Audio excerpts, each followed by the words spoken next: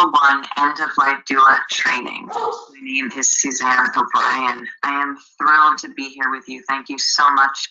The first thing I want to say is thank you for being here. I know that we all have really busy lives. We have people on this webinar from all over the world. There are people that were emailing and saying that they were going to set their alarms at 2 in the morning. And you know, it's such an honor, and it also is a reminder of how we're all touched by this subject, end of life, and how important it is to be there and support one another and educate one another. Where we have knowledge, we need to share that, because knowledge is the answer to everything. Education is the key to everything. And so I'll talk about my journey in a minute, and where I have a lot of this background. I feel really, really important that I get out there, use a platform to share the wealth of information I have in this right now very closeted space, this closeted topic of end of life. So this is exactly what the program is, and I'll share a bit more about that. So my name is Suzanne O'Brien. I want to welcome you to the free Level 1 Doulagivers End of Life Doula training. This is the 90-minute version. I am also going to answer your questions live at the end of tonight's webinar. So please feel free to write in a question at any time and in the question box, and I will address it at the end. I always say congratulations, and I really want to emphasize that, because you are going to take part in an education series tonight that will hopefully change your life. It'll empower you with wonderful information. Again, I said that education is the key to just about everything. I always say I don't tell people ever what they should choose for care and end of life. I do want you to make informed decisions. And that is something that I feel is really missing. We don't talk about end of life. Most of us don't really know what that looks like, or the first thing about caring for someone at end of life. And with that, unfortunately, when we're making decisions for healthcare and for different treatment options or things that come later in life, we don't have a good grasp on what choices we have and what things mean. And that is, again, so vitally important to have information so you can decide what is the right choice for you. This is about your journey at end of life and as you age, and you should have it your way, as long as it's provided it's not, of course, a safety issue or hurting anyone else. This is a subjective area of decision making, and you do have decisions. There's lots of things we can do. There's lots of support and help. We just need to know about it and where you can access it. So I always say congratulations for being on this webinar. The feedback from the Level 1 training has been absolutely incredible. We have emails and reports back from people, and they've used it all over the world, because this is something that you can use anywhere. And the wonderful effect that this had for families, patients, communities, even medical providers. Having this training, the difference that it made in the care of a patient and their family has been enormous. So for doula givers and for myself, I'm committed to a platform of being able to share as much knowledge and information that I possibly can with the world. And that's another thing that's wonderful about webinars, is that we can meet from all over, in any time zone, in any place in the world. But we do give live events as well. So this training is something, it's our global outreach. It's also really for people that are interested now in the end of life doula trainings and profession, to get an idea of what that looks like. What is the training? How is it run? And is it something that feels right? So the movement, the End of Life Doula movement is on. And I have to tell you, I've been at the End of Life Doula piece for 10 years now. It's really in the last year and a half that, boy, has it taken on a different level. And it is so exciting to see. The ironic thing as well is that there are so many people that still do not know about the end of life doula profession or what an end of life doula does. So we're going to cover all of that tonight, and know that you are on the cutting edge and groundbreaking, really the biggest shift in care that you're going to see in healthcare is the doula coming and playing a part in all of the gaps that mainstream healthcare can't fill, which is really the time. You know, we're all running around. These people doing the work are absolutely incredible, doctors, nurses, CNAs, all of them. And it's a very, very difficult space to work in now, because they have so many patients, they have so many tasks to do. They have to see large numbers with limited time that they can actually be with the patient. So I know because I can speak from that place myself as a former hospice nurse and oncology nurse, which is cancer nurse.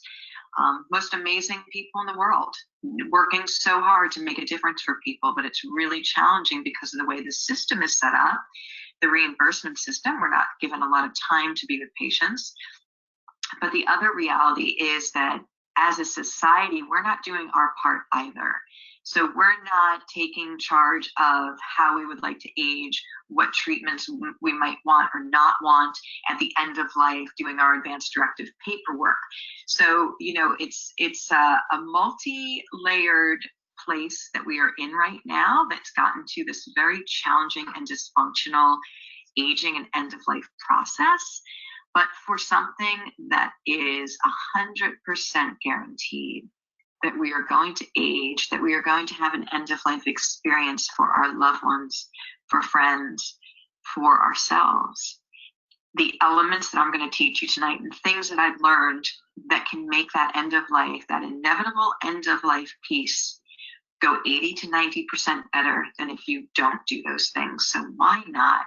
And also there's a lot of wonderful bedside sharing that I'm going to do from patients themselves, what they talk about at the end of life, what their needs are, what could make it better for them, and what their perspective is as they look back on their life, what they've learned and what they want to share with us. So this course is going to be full of a lot of great information. The movement is on. There are national initiatives that are taking place right now. So as I mentioned, the last year and a half has really catapulted this into a different level, a different stratosphere. And that is being helped because of these national initiatives in the United States. I know that I believe Australia and Canada, it's taken on. It's, you know, we're all trying to get to that place of where the end-of-life doula fits in within their healthcare systems in different countries, because understand that we all have that same thing in common, no matter where we are, no matter what culture, religion, socioeconomic status, we all are touched by end of life, and we all deserve to have the support and the education to make it go well for something that's inevitable. So for the United States, there are two initiatives that were put in place this year. One is NHPCO's End of Life Doula Council. Now, the NHPCO, for those of you who don't know, stands for National Hospice and Palliative Care Organization. They are the membership organization of all hospices within the United States. So they set out best practices, and they dictate different standards and really help them to obviously give the best care to their community. So the NHPCO is the membership organization in charge of all of the hospices throughout the country, and a wonderful organization. And NEDA, which is the National End of Life Doula Alliance, is a nonprofit membership organization for all of the end of life doulas now that are out there, and the end of life doula trainers. So the council was formed to share the value of the end of life doula as part of the end of life care team. They're going to collect data from families and how the doula fits in, and how the benefits of the doula, and all those wonderful things that are needed with a new profession and movement. And also we're setting up best practices. When we as doulas are out there and seeing what really works, we can share that information with them. They can share that with their members. And then NEDA is another absolutely amazing organization. So their website is nedaalliance.org. You should, if you are considering tonight doing this profession and training, you should go to nedaalliance.org. at some point, and they have a national badge and assessment. That will be, I believe that will be out in mid-February, ready for people to take, and that will be a core competency assessment that end-of-life doulas can take and receive a national badge, which is really important because end-of-life doulas are not a medical licensure. It's not a training that has a license attached to it, and that's a good thing, and it's not a good thing.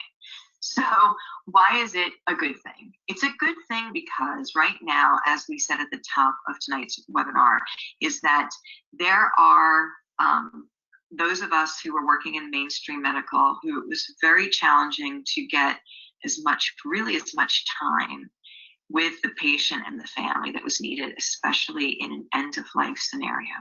I don't know if you've been touched by end of life, but it doesn't have a time limit to it. You know, when somebody's going through their end-of-life phases, and there's going to be back and forth, and there's going to be ups and downs, and it could be difficult the whole entire time. It really requires the presence, the compassion, the kindness, and the education of somebody who can be there walking that family through that journey for the duration, like a birthing doula. So if you think of the word doula, doula is a Greek word that means non-medical person who gives physical, emotional, and spiritual support to another person. So it was really important in there that the doula word means non-medical person. This is a non-medical profession. Are you going to learn medical things in my training? Absolutely. It's the same way if you were the family member of a end-of-life patient, I'm going to teach you the same type of thing. So you are going to learn some medical terms related to the end-of-life process and maybe even the certain disease process that your loved one has. That's the same thing that I'm going to do in this course. So even though you are considered a non-medical professional and don't need a license to go with that, you do need education credentials, and the core competency badge of NEDA for a national standard is absolutely brilliant and amazing, and it's wonderful. So there's a lot of real movement happening, and it's happening at a rapid pace because I believe that we finally, as the medical system and as a community on the whole, realize the gaps that are missing right now and the value of having professionally trained individuals that don't have a time limit being able to help pick up some of those empty hours that are sitting there, because we only have one opportunity to do end of life correctly for somebody. One shot at it. We can't have a do-over. Most of the things that I've learned that I teach are things that we wish we could have done better, the things that worked, and talking about the things that absolutely don't work. So I want you to know I've worked with thousands of patients and families over the last 10 years, and I want you to really I want to give you everything, especially people who want to do this profession. One of the biggest issues is your experience.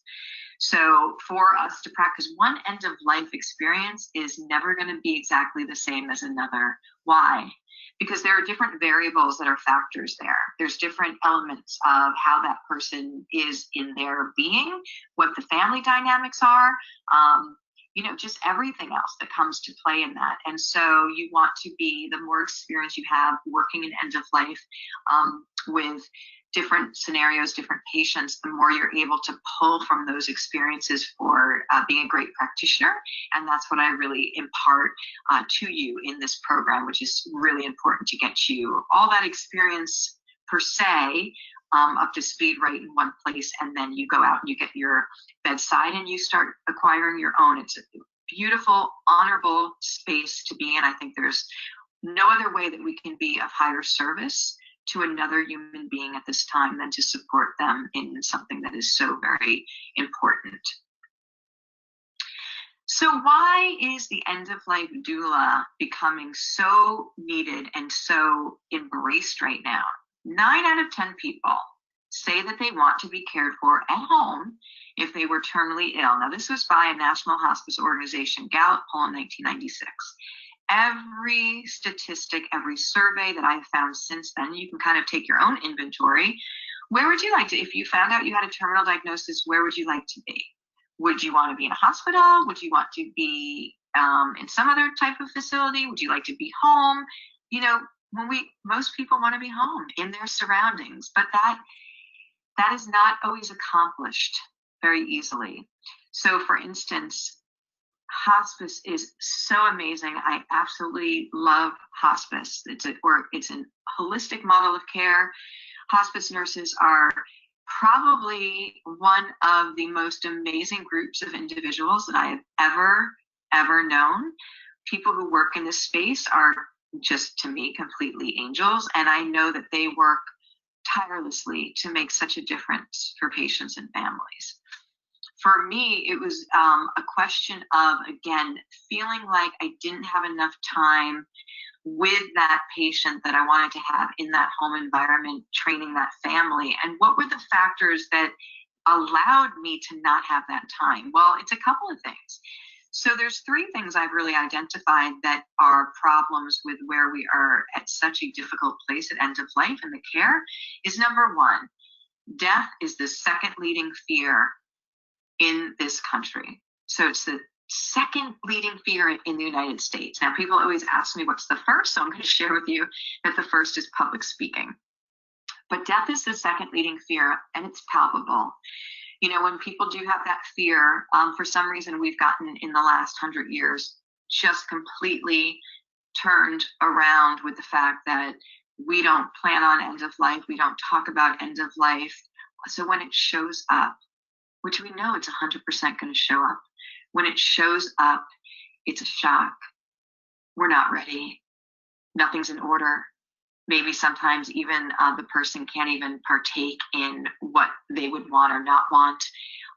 The fear allows everyone's stuff to come up. It's very interesting that End of Life has a way of bringing everyone's stuff up to the surface, and you can have families that are completely fighting about what mom should have, what she shouldn't have. And at the end of the day, whose decision is it for what mom should have?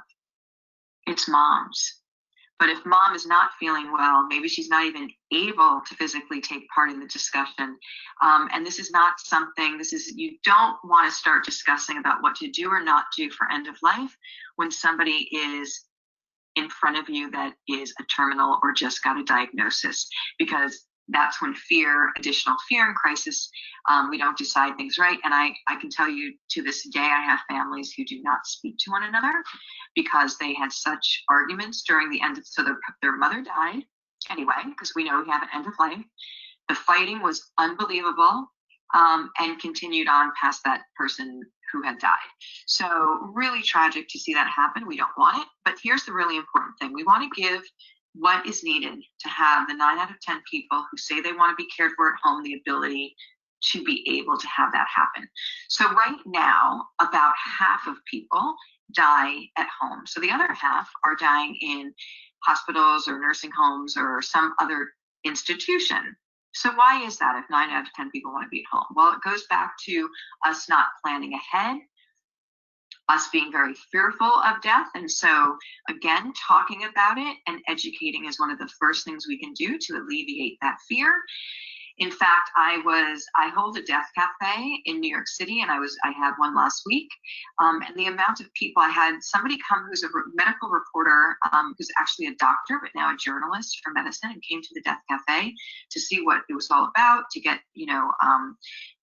opinions from the people there. And she was blown away by what the concerns were, the conversation, again, this fear, the lack of knowledge. And so when people can come there and we can share that, I have so much information to be able to share, and I want to just bring a sense of peace to people who don't have any other place to get their questions answered, or something that they can do to secure some of their wishes. So she was absolutely blown away by all the people that were there. That we had about 18 people there. Some people had not been there for a year, and now we're back because they were traveling. And we had somebody who's 88, 89, and a lot of 70 and 60, and then some younger ones as well. So again, this is a topic that touches us all, but really powerful getting this conversation going, and also saying again, if people want to be at home, how is that going to be able to be accomplished, especially if you have,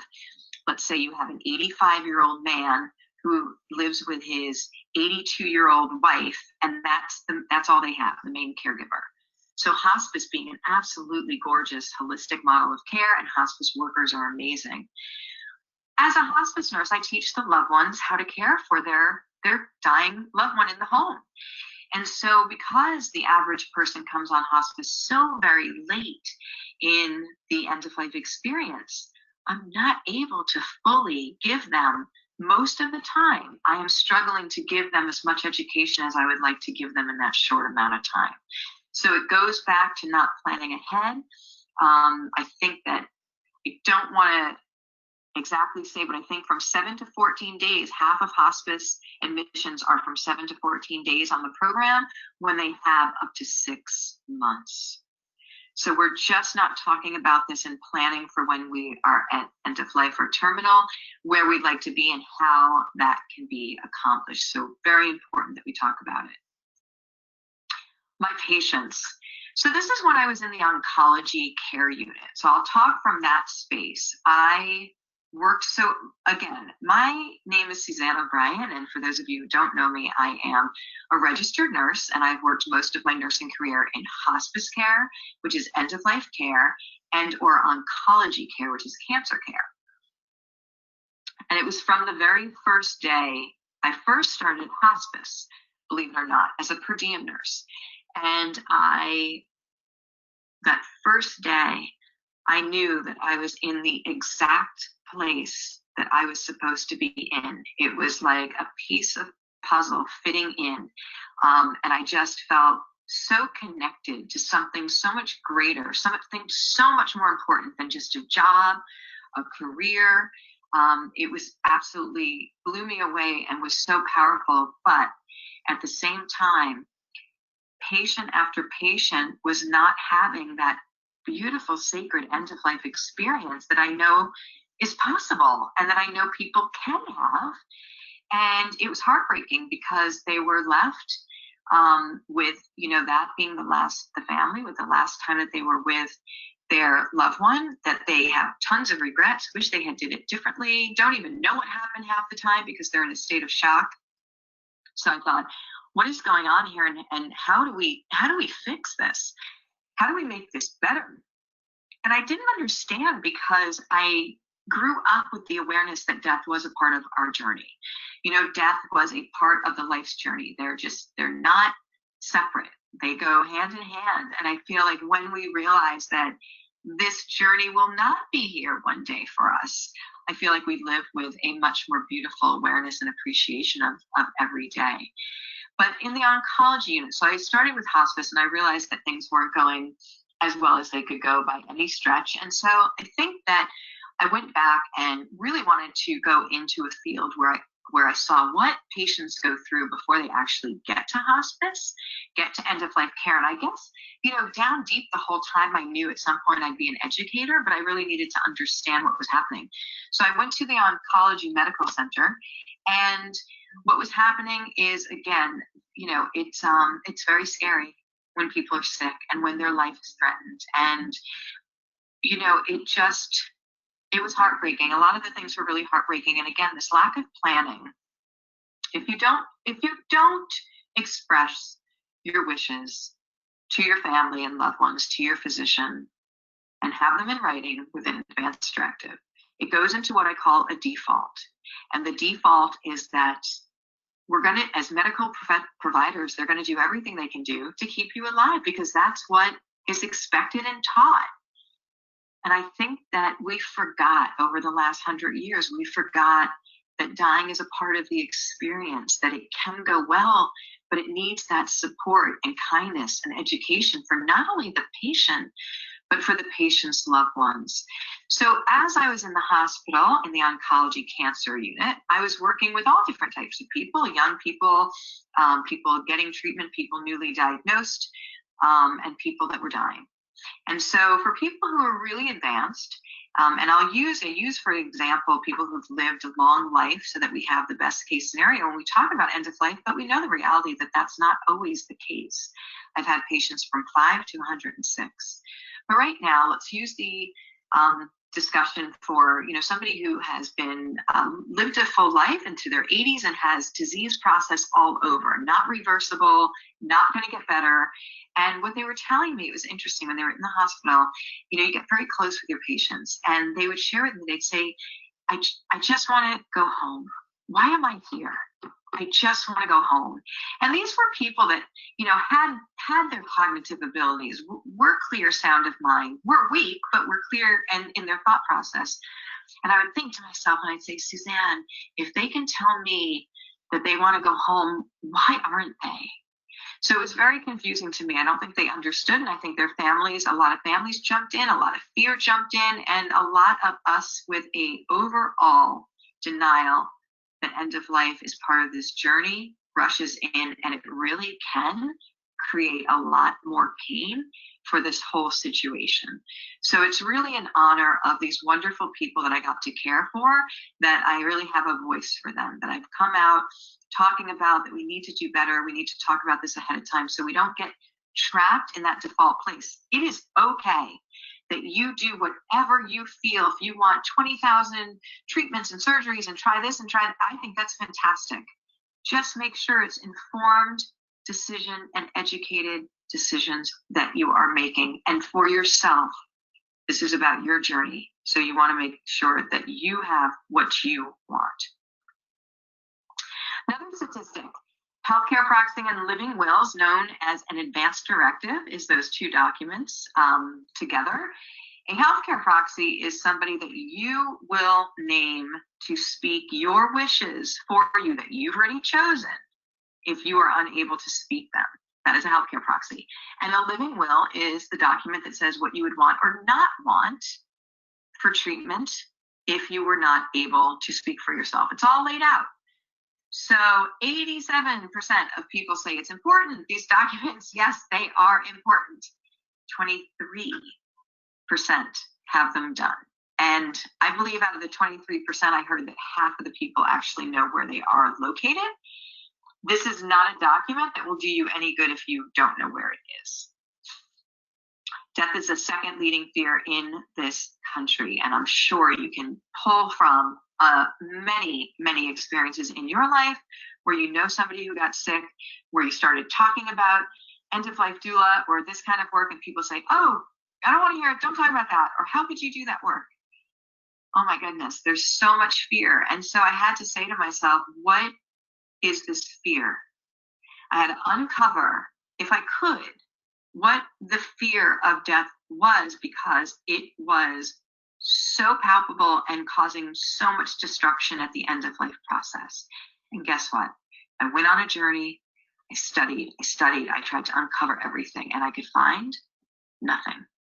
Absolutely nothing to validate fear being attached with end of life. What I will say is that most people have a regret that they didn't use their time well and wisely. In fact, I want to share with you that the number one regret of the dying patient is that they wish that they had the courage to live the life they know they were meant to live. That is really powerful.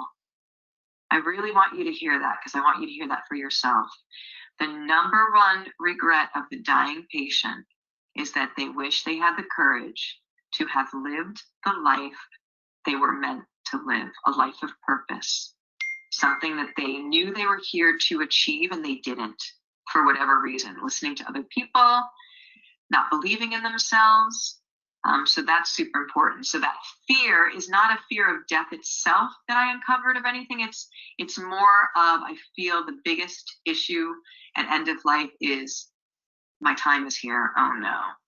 And what did I do with all of that time? It's a great lesson for all of us. The number one fear of the dying patient is that they don't want to be a burden to their family. So they are really worried that they are a burden. And think how tragic this statement is. And I've had patients where I come in as the hospice nurse, and my patient kind of calls me over and we're talking, and they say, I feel awful what I'm doing to them, to my family.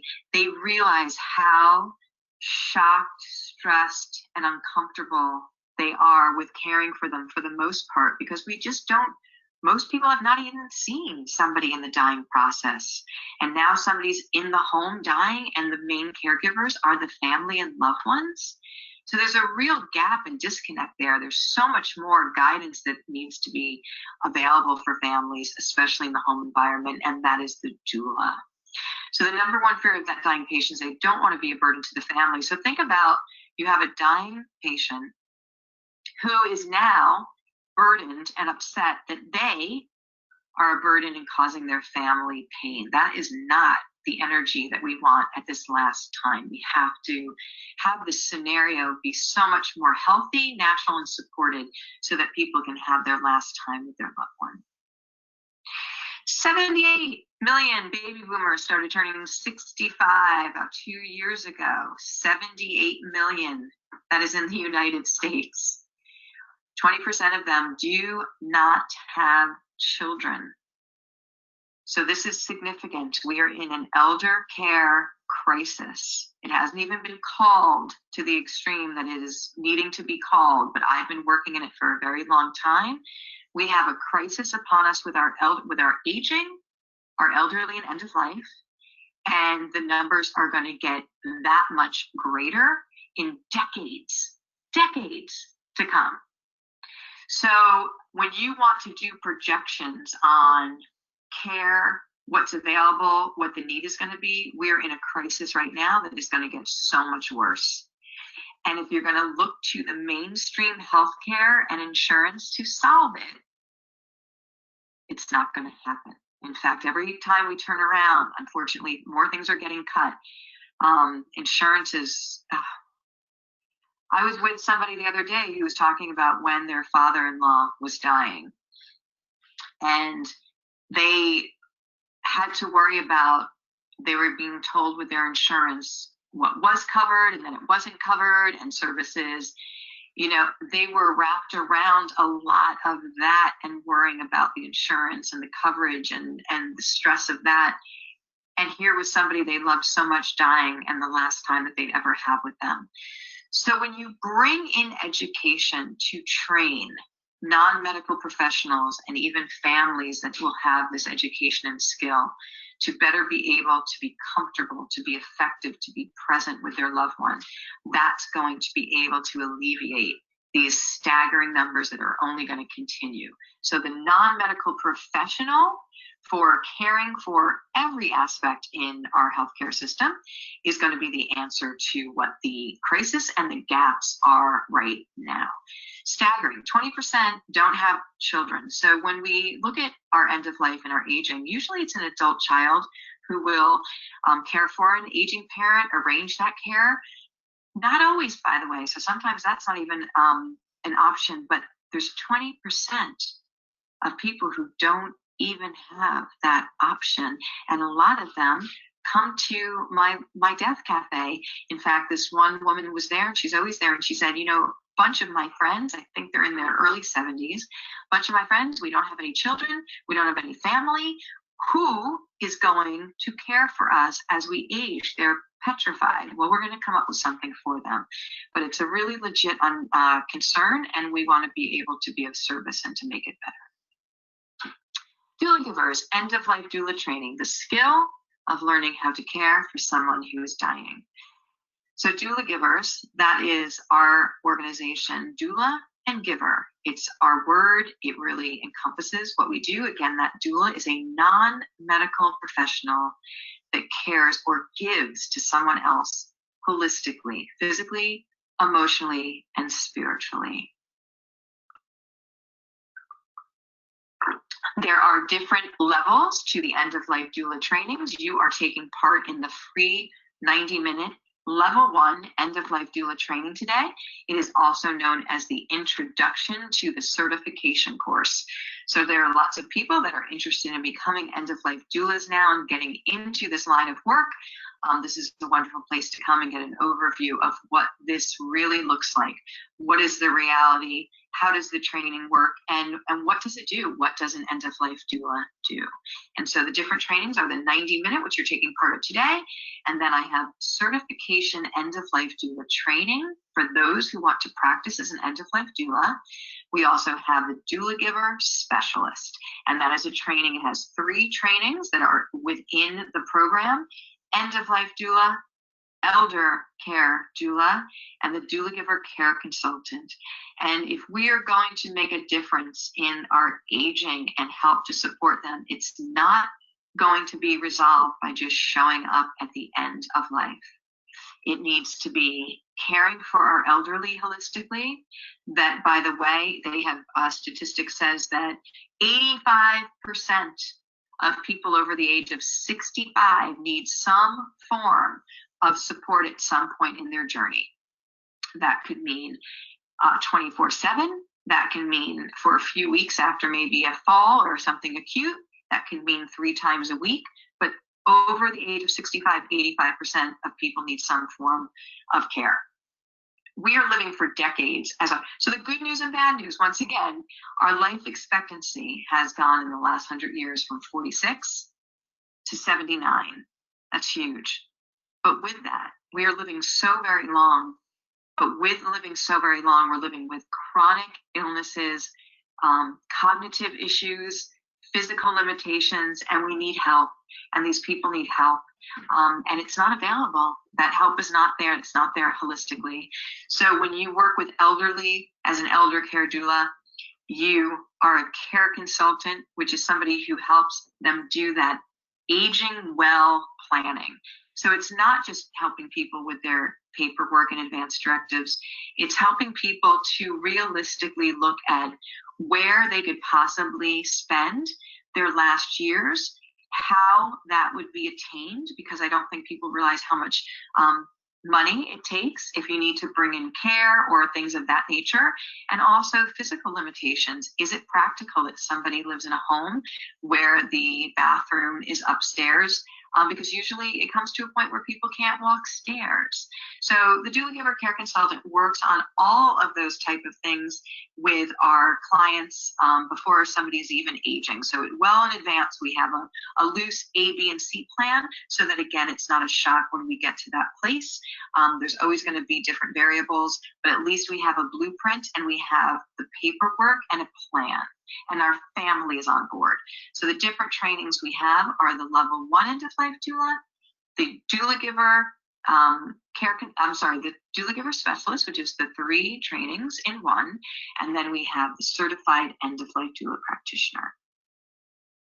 100 years ago, this was a skill. We're going to talk about end of life right now and how to care for someone. This was a skill that was handed down generation to generation.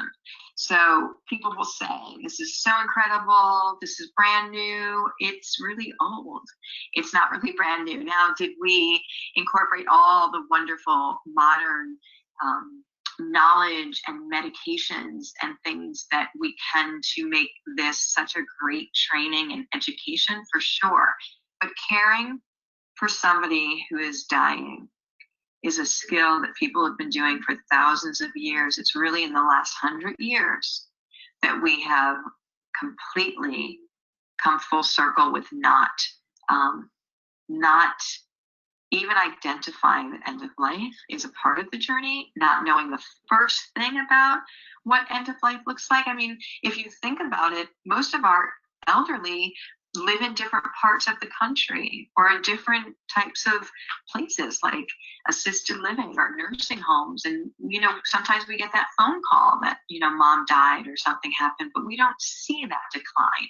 We don't see that process. And it's been really hard for people to be able to actually identify that death is a reality when we just don't see it. The other thing is, it is very, very difficult to ask someone to care for a dying patient in their home when they don't have any background and they're petrified. I think it's really unfair, and I think we need to do better. So let's get out there and educate ahead of time. 3 phases of care in the end of life doula training. You have the shock phase, the stabilization phase, and the transition phase. The shock phase. So this is the beginning of your end of life doula training. This is when someone gets a terminal diagnosis. Oftentimes there is an overwhelming feeling of shock for both the patient and the loved ones. This shock can present itself in many ways, such as depression, denial, anger, and withdrawal. And I will tell you that the shock is what I see with 90% of the families that I've worked with and the patients. And very important to hone in here that as an end-of-life doula, as somebody is supporting someone at end of life, you not only care for that patient, but you're caring for the loved ones as well. Because everyone attached to that person with a diagnosis is affected by this end-of-life process. So it can be a really heavy place to be in. Really, and each one of those people can be having different experiences with the same end-of-life diagnosis. So what can you do? Now, remember, it is very helpful to remember that this person and family have just lost all control over their life of what they perceive. So if somebody, I think it's always really helpful to try and put yourself in the position of somebody else. Walking in the shoe, we can never do it unless we're there, but just try. And if someone told you that you have a limiting time left to your life and that there is no reversing the process, it requires those around the family to have a very strong and supportive presence. So remember that this is not something that can be reversed. They're getting a terminal diagnosis. So for the most common reaction that I see at 90%, if not a little higher, of my patient and family has been just a shutdown, a shock. It's that moment of, oh my gosh, it's my time. So do we need to understand what that might feel like and also what we can do in that space? Because I've had so many people say to me, Suzanne, I knew somebody, they got a terminal diagnosis. I didn't know what to say. So I didn't show up. I didn't say anything. Well, no, and then they regret it. So no, we want you to be able to show up. We want you to have the tools to be able to show up.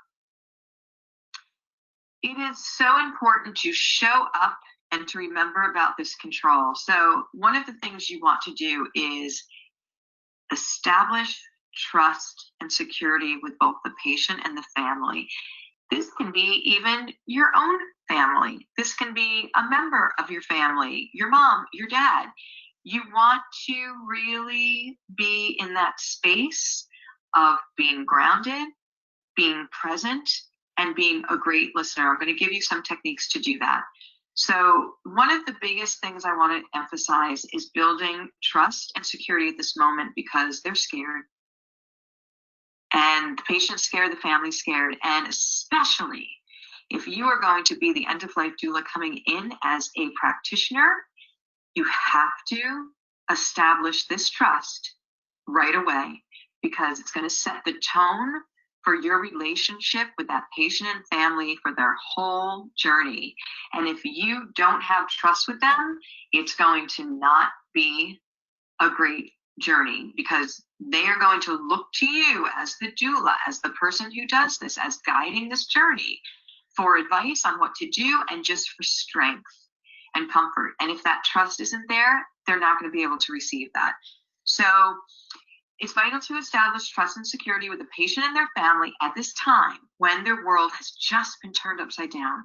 And the best way to achieve this is through being a strong, solid support. Never take over. Meet the patient and the family where they are in their process and work from there. Building the trust sets the tone for your entire journey with the family. So it's very interesting, because coming from a nursing background and this whole never take over, you've probably seen or heard nurses who, part of their whole thing is to kind of give that tough love, is to say to the patient, okay, we're going to get up, you're going to eat your food, you're going to do some physical therapy. You've got to get moving around, and it kind of gives that patient sometimes that push out of their comfort zone. This is something entirely different. And so for nurses that come into the end of life doula space, it's really important to be able to make that shift in thinking. And it's also quite hard because we have been doing it for so long as nurses one certain way. Well, this is different. The patient is the one who is in control, and we are here to support them in achieving whatever they need to for their comfort, physically, emotionally, and spiritually through this whole entire journey. So when I say to meet the patient and family where they are, what do I mean? So this is something that is very important, especially remembering that when you get a terminal diagnosis, you can be in all of those different places: denial, anger. Denial is an amazing mechanism for protection for our minds. So I've come upon newly terminal diagnosed patients, been assigned to them, and they have said things like, well, I go golfing on Wednesdays, so I'm going to go golfing on Wednesday, and they haven't been out of bed in weeks, and it was just something that they needed to say for their own security of mind or peace of mind. Am I going to sit there and tell them that they're not going golfing on Wednesday and to snap out of it? They have a terminal diagnosis and let's get real? Of course not. Am I going to ever let them try and get out of bed? And when they can, of course not. But they don't. For the most part, they're saying things to soothe their emotional body and what's happening here. So when you keep in mind that people have just lost control over their lives when they're given a terminal diagnosis, giving them back as much control as you possibly can is so important and strategic here. So I've had patients who would refuse to take their medicine or pain medicine because that's the only thing that they had a choice in, that they felt. And to their detriment, they were like, nope, I don't need it, because they had no control over the rest of their body. They weren't doing anything. They couldn't get out of bed or out of the chair, and their body is deteriorating in front of them, and they're having just a horrible time accepting that. And they said, no, I don't need it. I don't want it. And obviously then their pain can get really out of control. So what I do is teach you as doulas to give them back as much decision making as possible. Let them direct you. So there's techniques that you're going to use in the shock phase that are really effective. Give them back control. Very important. What kind of control can you give them back? What can you say to somebody in a shock phase? Can you tell them it's going to be all right? Which is one of the things that we do a lot, by the way. When people are sick, we say, it's going to be okay. We don't know that it's going to be okay. And it diminishes their journey when we say things like that. So we want to really be careful on what we say and how we go ahead and interact at this point, even though we have to show up and there's lots of things you can do. So when you go to give them back control, what can you say? You can say that, ask them what you can do for them. What is that just doing? That's giving them back decision-making and control. Now, they might not be able to physically do the things that they want done themselves because of their illness or whatever their situation is. Weak, not being able to walk, and just, very sick and tired. But they might have a list of things that they would like to achieve, like, let's just say, the lawn being mowed or having the dog walked. Or a lot of the times my patients will say, can you please take care of my husband or my wife, which is the main caregiver. Because when we get a terminal diagnosis and people first come on the program of being on hospice and with a doula, is that they have usually been sick and been on a journey for quite some time. And when we get there, it's really exhausted, and maybe the house has been let go. And that main caregiver, think about that 85-year-old man, that 82-year-old woman taking care of him, has been bringing him back and forth to doctor's appointments, trying to help him get out of the chair. It is exhausting and too much. So a lot of times they'll ask me, Suzanne, please make sure my wife gets some sleep. Please help her. And so I usually do two things. I not only have this discussion with the main patient, is asking, what can I do for you? Just tell me. And I do it with the main caregiver as well. So very important to check in with both of them and give back as much control and decisions making as you possibly can. Can you say to somebody it's going to be okay? No, because we don't know that. Do we hope it's going to be okay? Okay, of course. Can we say to them that we're going to be here for them? Yeah, you can say that. Can you say that you're going to walk this journey with them? You'll be here with them through this entire journey. That feels really good to patients because they're scared and they feel alone. And when you tell them, when I tell people I'm a phone call away, I don't get the phone calls as much because of the feeling of security they have and the education, the relationship we build throughout the journey. They don't feel that they need to call me, in the middle of the night or call me in a panic because we're working through that and they feel secure in knowing that I am a phone call away, which is really, really special. Meet the patient and family where they are, another really important place. Now remember, please, at end of life can take 2 steps forward and 3 steps back.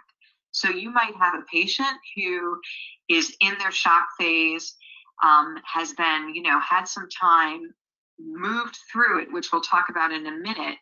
And maybe one day you walk in the house and that patient's having some emotional, whatever, they didn't sleep that night, they had a dream, they're all of a sudden scared again, they're end of life.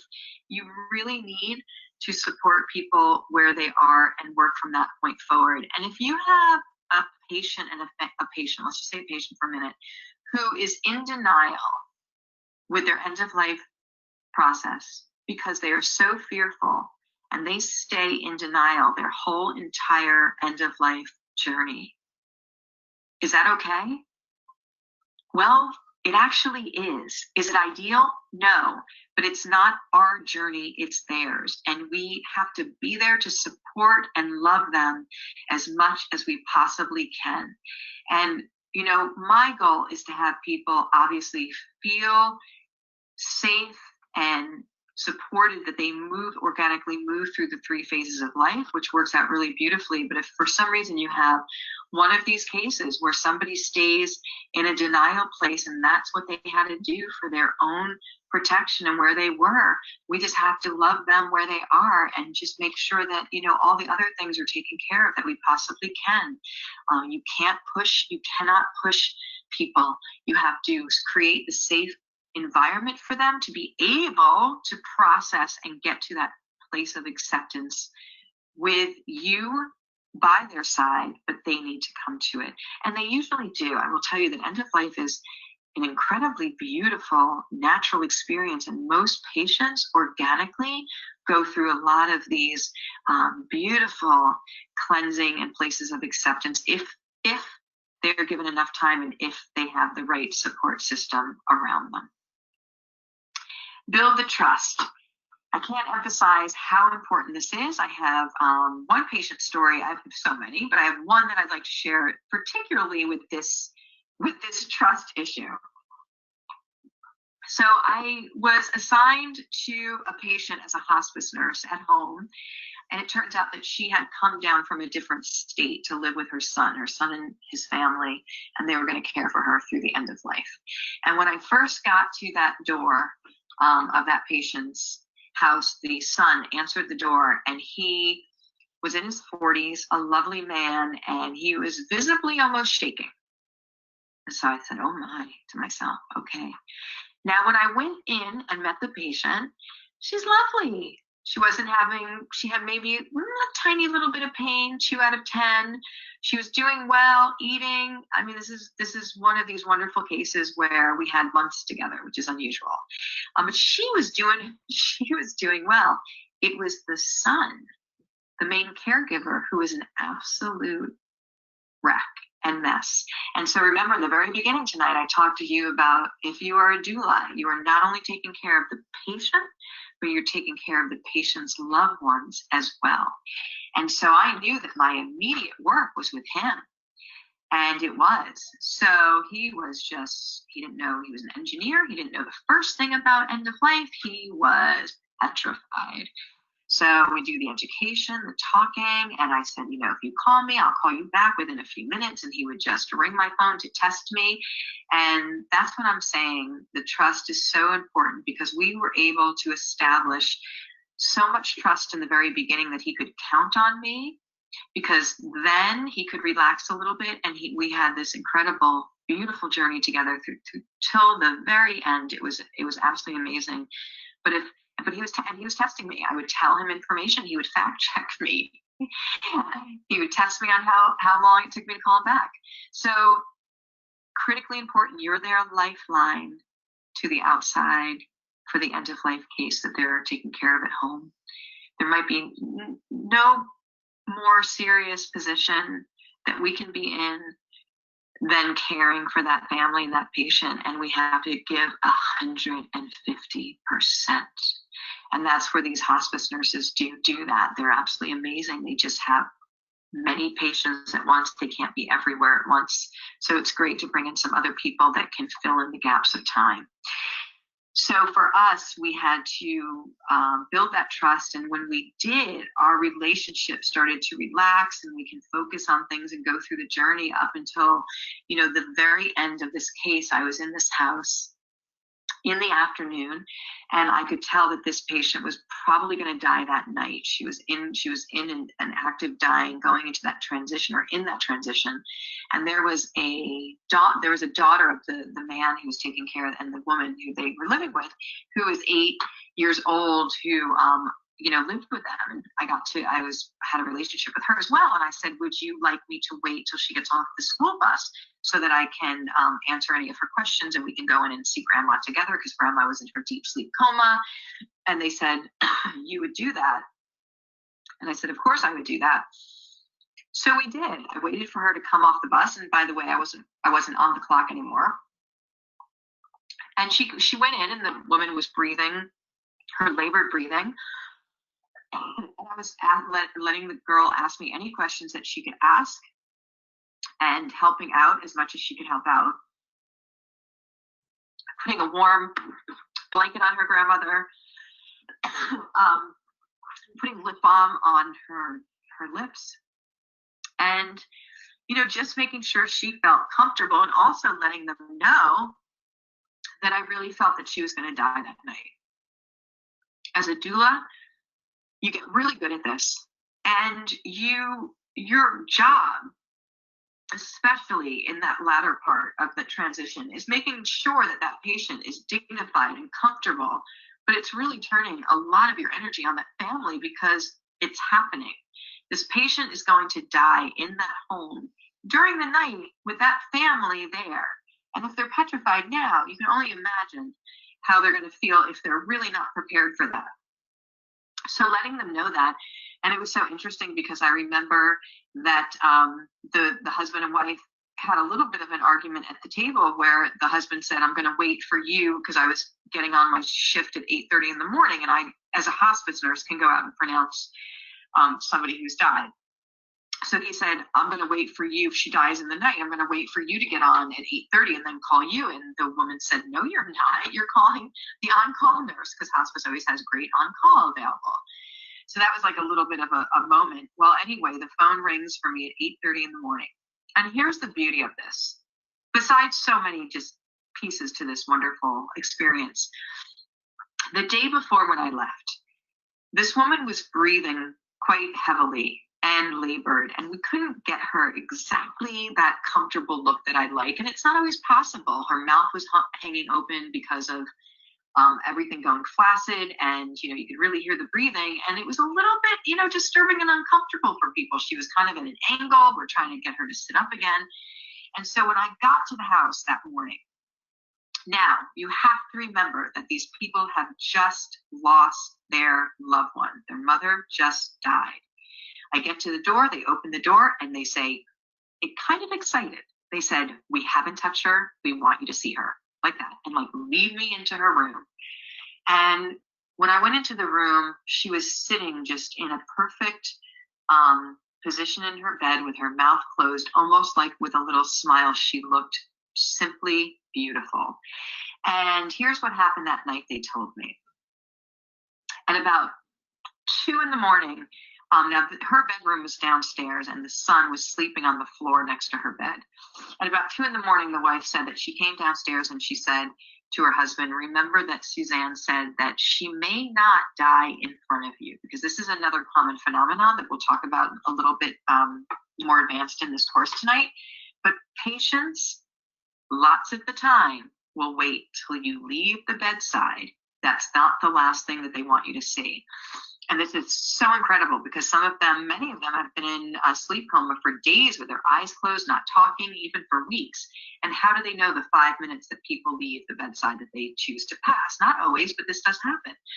So she said, remember, she said that many times people do not want to pass in front of you. And so he said, okay. She goes, why don't you come up to bed? So he went up to bed. And when they got, in the morning, when they woke up and they came down at about 5:36, this is what they saw. And they said, oh my goodness. She just looked so peaceful and so beautiful, and it warmed their heart. So it's so important to be able to establish trust in a relationship, because had I not had that trusting relationship, many of the suggestions and things that I talk about with that family, they would have not listened or not taken. And one of them that was significant was the fact that she was going to die, which is really important, but also the point that people sometimes need you to step away, especially if they look like they're ready to go and they're not. And a lot of times they need permission to go. And they took that advice and they did that, and it worked out beautifully. So building the trust right away in the first 24 hours, I cannot stress enough. Be a great listener. Make sure that you do everything you say you're going to do. So if you say, and I say, give yourself a cushion. If you say you're going to call tomorrow at 2, I always would give yourself a cushion. I'll call you tomorrow between 2 and 3, because you know how things come up. And if it's not, they know they can call you if there's a crisis. But the thing is, if you don't call at 2 and you said you were going to call at 2, it might sound simple. It's not. It starts to break down their trust in you, and it's going to set the tone for your relationship. We always ask 3 questions in every case on every visit. Question 1, are there any acute issues? What is an acute issue? That's like pain, nausea, or exhaustion. Acute means something that is jumping out that needs to be rectified right away. Then, second question, are there any safety concerns? Fall risk, confusion, weakness, swallowing, 2 of the things that you know are going to go and have an issue with at the end of life, because again, we're not reversing this process, are the ability to stand and or walk, and the ability to swallow. So these are all fall risks. Safety concerns. You always want to be assessing for safety. And what other support system do they have? Remember, I talked about the 85-year-old man with the 82-year-old woman.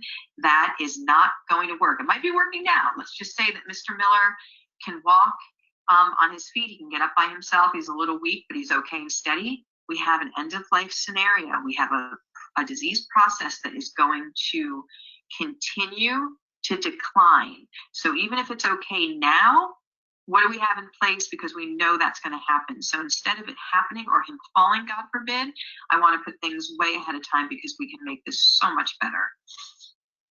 So case study number 1, and this is how the course works. If you're going to go into end-of-life doula training, most of the training is going to be with education and then given real life scenarios for patients and families so that you can then put into practice what you've learned. Again, remember that 10 years of working at the bedside with thousands of patients and families, putting it into a program that you can get a lot of that knowledge all at once.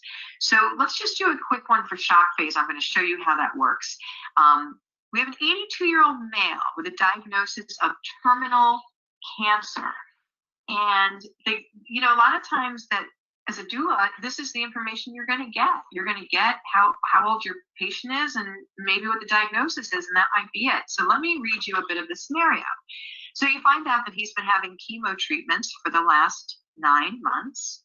He has a history of arthritis and high blood pressure. He lives in a house with his wife, who is 78. They have been married for 48 years and have 2 children who live out of state. Not uncommon. His wife has osteoporosis and cataracts. You enter the house on your first visit and find the man in a reclining chair sleeping in the living room. You notice a cane next to the chair. His wife is at the kitchen table. Her head is down and she is a bit slumped over. You notice that there are dishes overflowing in the sink and that there is unopened mail and paper all over the kitchen table. So let's just take this and do the 3 questions. So I show you how that is going to be your golden rule every case on every visit. So if you're visiting somebody every day as a doula and you come there and you're asking the 3 questions, why, and everything is, let's just say everything is fine. Why the next day would you want to ask the same questions? Because things change and they change quickly. And so great end-of-life care is being on top of these changes before they become really problematic. Are there any safety concerns? So when you look at this case scenario, the first thing, because safety is the only non-negotiable we have. Are there any safety concerns that you see for this family? Well, the first thing that I'm going to point out is that you have an 82-year-old man and you have a 78-year-old caregiver. So there you have a safety issue because you have 2 elderly people. The second thing is, if you know anything about chemo treatments, he's been having chemo for the last 9 months. That can really take its toll on people. So that's going to be, you know, he could be really weak. You already see that there's a safety issue. He's got a cane next to his chair. So this has safety all over it. Now, the other safety issue on this is that they live in a house. So they live in a house, the 2 of them alone. They have children, but they live out of state. And so where do you think that bedroom and bathroom are? Probably upstairs. This is not going to be something that's going to be doable. Maybe not now, maybe not in the near future. So you really have to, again, you want to be ahead of everything with putting things in place for optimal comfort on a daily basis for people. So safety is really important because you can prevent falls and things from happening, and with great attention and being a good caregiver, you can do that. Let's say, are there any acute issues that are happening? So the acute issue, again, what is an acute issue? Something that's jumping out at you: pain, exhaustion, nausea. Right now, just from this page, and you will get all these case studies written out for you and exercises when you are in the class. You are going to identify just off of this page is that exhaustion. So that main caregiver has her head down at the kitchen table. You could tell she's slumped over. There are dishes overflowing in the sink, unopened mail. So you can tell that this has been quite the journey and that she is overwhelmed. So you want to get that woman some help and some rest. And what support system is available? So this is something, again, that I try and put into place right away. And I ask this all the time. Why? Let's say there's a son that comes home from California and he's been here for 2 weeks and dad didn't pass away and now he has to go back. Well, mom had 24 care with the son being there for 2 weeks, but now he's going back and she can't do this by herself. So you don't want to get caught in that scenario, which happens all the time. We want to make sure that, and I pull from everything. I pull from neighbors, family, from hiring a part-time doula, from volunteers, you know, everything that we can do to get as much support and care in that house so that wife can be a wife and that husband can have quality time. They can have quality time with each other at this very last moment, not being exhausted and being responsible for everything. It's something that you can really set up beautifully with a lot. And people want to help. People are good. They want to help make a difference in the end of life. What can I do? You can tell them what they can do. You can start to arrange that schedule, that support system, having people bring in meals. It's absolutely wonderful what the doula can work with. Second phase is the stabilization phase. And that is one of my favorite phases during this whole end of life process. This is also where the magic is going to happen, if there's going to be magic, or where the work is going to get done. So let me tell you what the stabilization phase is, what it is. This is the phase where wonderful work can be done. It is hopefully a time when the patient's pain is under control and all acute issues identified in the shock phase have been addressed, leading to the highest quality of daily living for both the patient and the family. When things are stable, conversations can be had goodbyes can be said, and unresolved issues can be addressed. I have to tell you that end of life is a holistic experience, mind, body, spirit. The emotional pain that comes with end of life, that can come, that usually does come with an end of life diagnosis, can literally cause physical pain and also just horrendous journey at the end. And so these pearls here, conversations that we need to have with one another, goodbyes that we need to share, and unresolved issues, this is where it's going to happen, if it's going to happen at all. And this will transform the end of life experience for that patient. Not everyone gets a stabilization phase. Why? Some people come in and go, well, unfortunately right now, I get many calls that the patient is in their transition phase. Can you come be the doula for this patient? They're dying. And they're literally dying, actively dying in a transition. So there's no awake, there's no conversation. It's just sort of, trying to rush in there and help. We want to be there way ahead of time so that people have a much better experience. So let's see what you can do. This is the perfect time to sit with a patient and talk. Ask questions about his or her life. This often leads to issues or situations that need to be looked at more closely and resolved. Forgiveness is the path to unconditional love. It is during this phase that we encourage giving and receiving forgiveness of things that we have done and things that have happened in our lives. Patients oftentimes do what's called a life review on their own and go over beautiful insights about the contribution they had in this world. Validate their feelings. Be a great listener. Encourage family members to have alone time to share with the patient. There are conversations that will need to be had that will not take place in a room full of people. These goodbyes are vital. The goodbyes, the thank yous, the I love yous, the I'm sorry's, the please forgive me are vital to peace and acceptance, allowing for a positive passing. This is everything. This stabilization phase is the difference between an amazing end of life and one that is not. And so you need to know what to do in that shock phase, getting things down to a place of being stable, getting rest, getting it organized, getting control back to that patient, that the patient can be in a place that they can have a stabilization phase, because that is where the beauty and the work, and it makes such a difference for people. Why is it important? Unresolved issues will prevent a person from having the most peaceful death possible. It is vital to use this window of opportunity while the patient is able to communicate and have lucid conversations to wrap up loose ends. Patients can do much of this work simply by talking about past regrets with the doula or a trusted loved one. It is amazing how, as a doula coming in too, patients will share with you what they might not share with a family member. Why is that? Part of it is that they don't want to burden their already stressed family with more stress, but they need to talk about things. There's things that are bothering them, and you built that trust, they can confide in you, and they will, and it's absolutely an honor. So we have a stabilization. I'm kind of going to go through that quickly, guys. I do this, it takes a lot more time when we do it in the class, but I want to give you another example of a stabilization case study.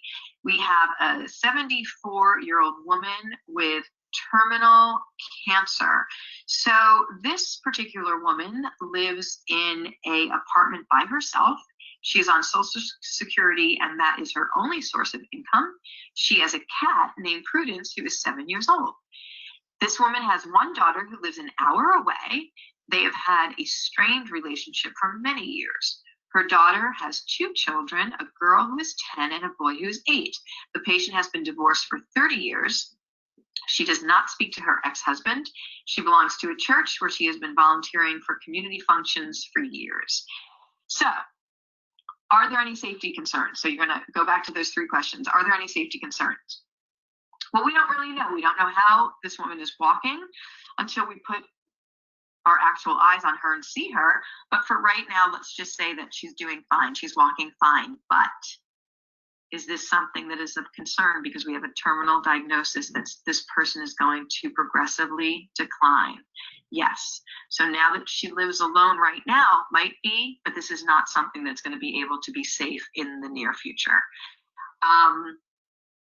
So that is a safety concern. Are there any acute issues? I would say an acute issue on here, nothing terrible, doesn't talk about pain, which you're always going to obviously assess when you go as a doula. You're always going to ask about different things like pain, exhaustion, how people are sleeping. There's a whole list of things that we do every day that we get to that you'll be taught. This woman, is there an acute issue? I wouldn't say there's necessarily an acute issue except for it turns out that they, this strained relationship is very serious. So is that acute? Yeah, because it is, we don't have a lot of time at end of life.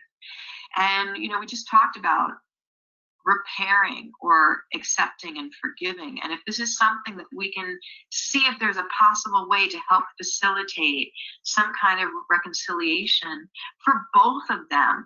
If this woman dies and that daughter never gets resolution for whatever was happening, and those grandchildren didn't see their grandmother and they need explanation on what happened with that, there can be a lot of emotional layers here. But, again, at the end of the day, people are lovely and forgiving, and usually at the end of life it can bring out the ability to go there. So that would be my acute issue.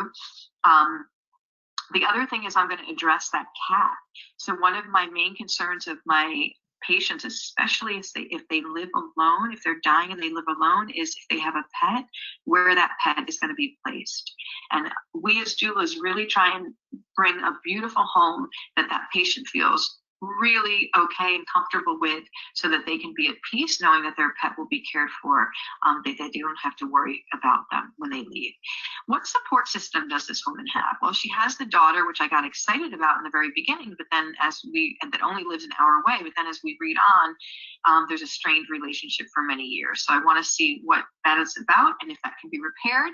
And I'm quite excited about the 2 children. They're at the age of 10 and 8, that they can really be instrumental in caring for their grandmother, and they should. We should not be shielding children and pretending that people are sleeping, or that they just go away and go on vacation and that people die, which is what people have told people in the past. You want to be honest with children, age appropriately, and hospice does a wonderful job of, they have social workers, there are many books, but you don't want to shield and pretend that end of life is not a part of our journey. And you want people to take part in the care of that person if they want to and are able to. Doulas seem to give that backbone of strength to the family to actually be able to care and love that end of life person, and it is so healthy to do. Phase 3, the transition phase. The transition phase. What it is, the transition period is the time right before a person dies. It is the transition from this world to the next. This period can last anywhere from hours to days. Usually it's days. What can you do? As a doula, you should be aware of the way that the body physically shuts down. Systematically, we all die the same way, no matter where you are in the world. And no matter what disease process someone has, the body goes through many of the same steps in the very end. Not everyone will go through every step every time, but it is best practice to be familiar with all of the steps or stages so you can identify what is happening and suggest interventions for comfort, or simply let the family know that what they are seeing is a natural part of the dying process and not to be afraid. That alone, for me to explain to them how the body is shutting down and that is a natural part of the process, has alleviated so much fear with patients and families. Absolutely amazing. What why is this important? The transition phase may be the most stressful period of care due to the quick changes the body goes through as it starts to shut down. It is during this phase that the patient will go into a deep sleep as the body eventually dies. There are several changes to be aware of so that you can offer suggestions for comfort or simply reassure the family that what is happening is a natural part of the dying process. This knowledge alone can be so comforting and mean everything to that family. So I want to talk to you for a minute about indications that someone is going into a transition phase. You get really good at being a doula and identifying when those nuances of the shift in a change in a patient, when they're decline.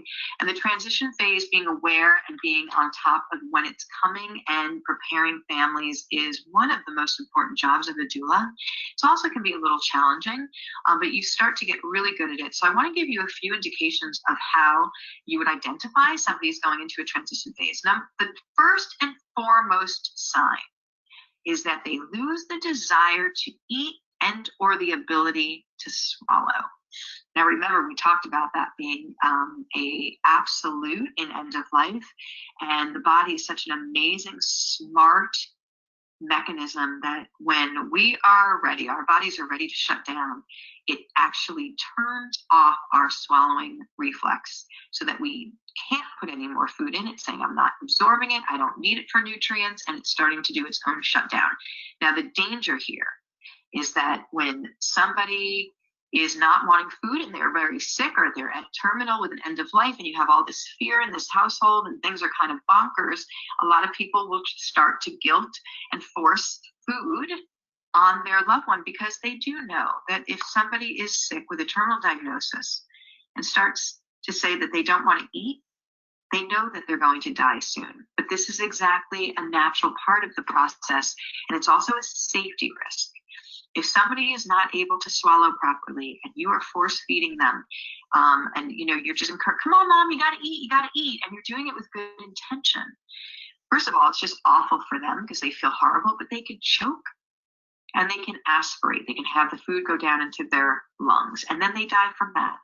So we want to educate our families ahead of time that this is one of the first indications that somebody, and it's a natural part of the end of life process. It lets us know the body's getting ready. The second thing is they become agitated or restless. Sometimes they talk about having to go home or go on a trip. So I've had patients that haven't been out of bed in weeks and they're adamant, I gotta go. And they're kind of they're moving their little legs around. And they're like, I gotta go. Mom, where are you going? I gotta go home. I gotta go. So it's almost as if, for me, I feel like they have one foot in this world and one foot in the other world. It can be a little confusing for them.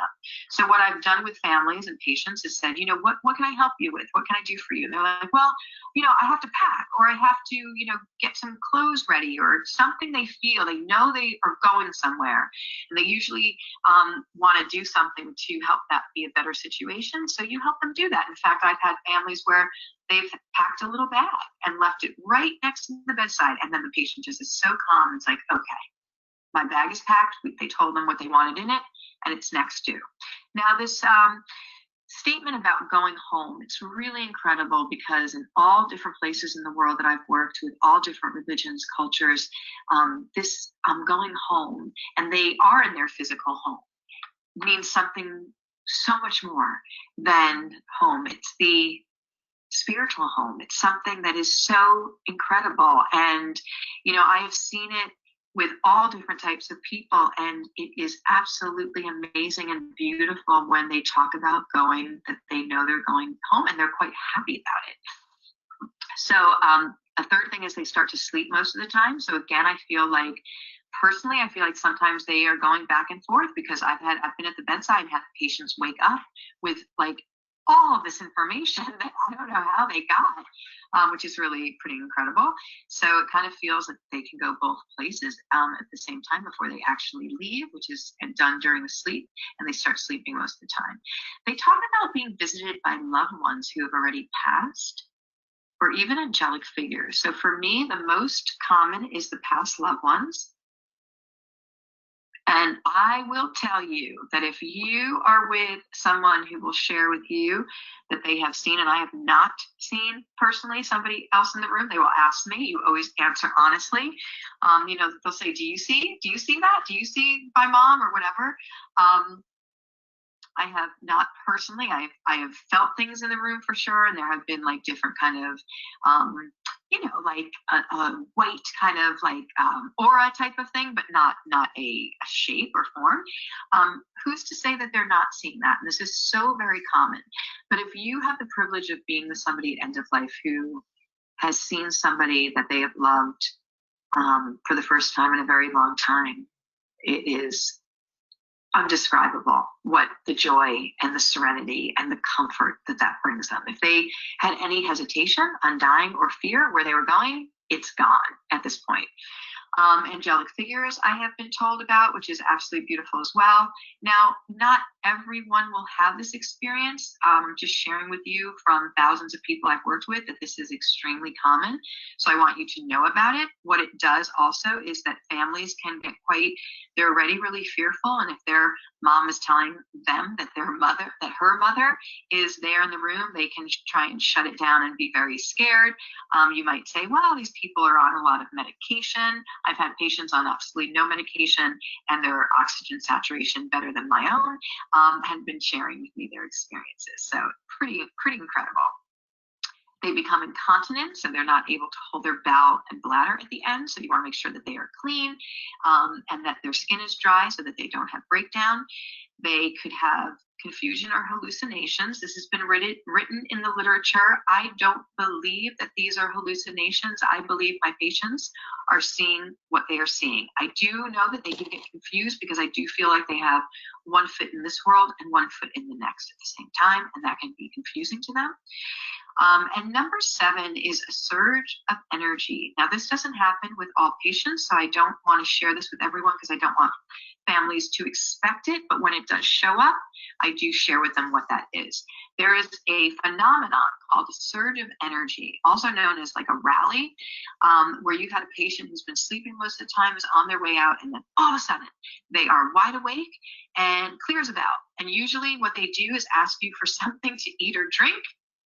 And it's, families could say, oh my gosh, it's a miracle, she's better. And it's not that they're better. It's this phenomenon that's happened. It's like the last wonderful time period before they're going to go, and they are clear as a bell. It usually lasts for a few hours. So I look at it like a window that's opening but slowly shutting, and I want my families to just soak up every bit of it. And if there's anything left to be said, that this is exactly the opportunity for it to happen. And number 8, giving loved ones permission to go. Remember about our woman with our gentleman who's sleeping on the floor.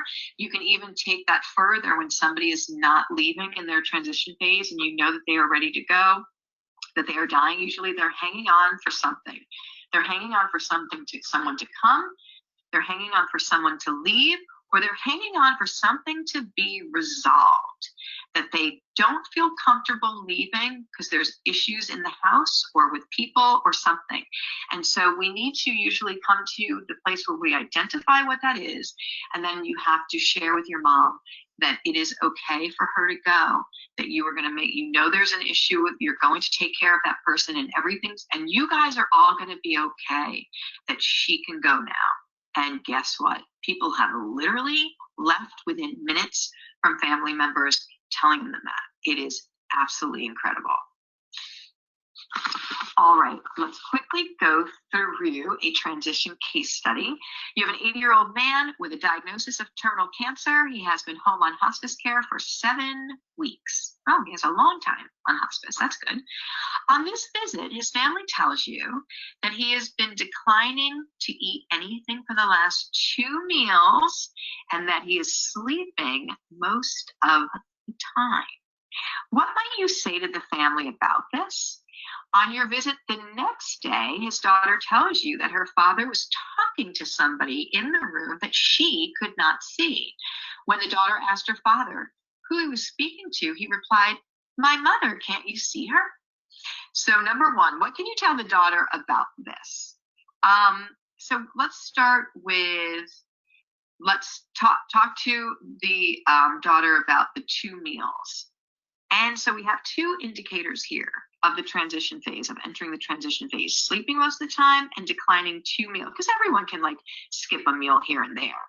But if they decline 2 meals within like an 8-hour span, that they're really, then I start to say, okay, this is where I think we are.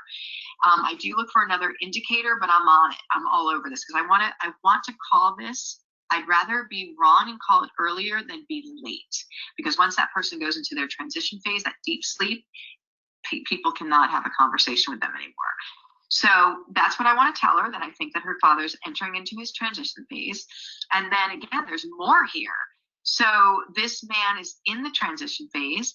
I want to let the family know that once somebody completely stops eating and drinking, that person will most likely go into a sleeping coma within hours to days. And usually it's within days, but I also want to err on the side of caution, because again, this is it. We can't go back and do this again. So I'd rather say it's within hours to days.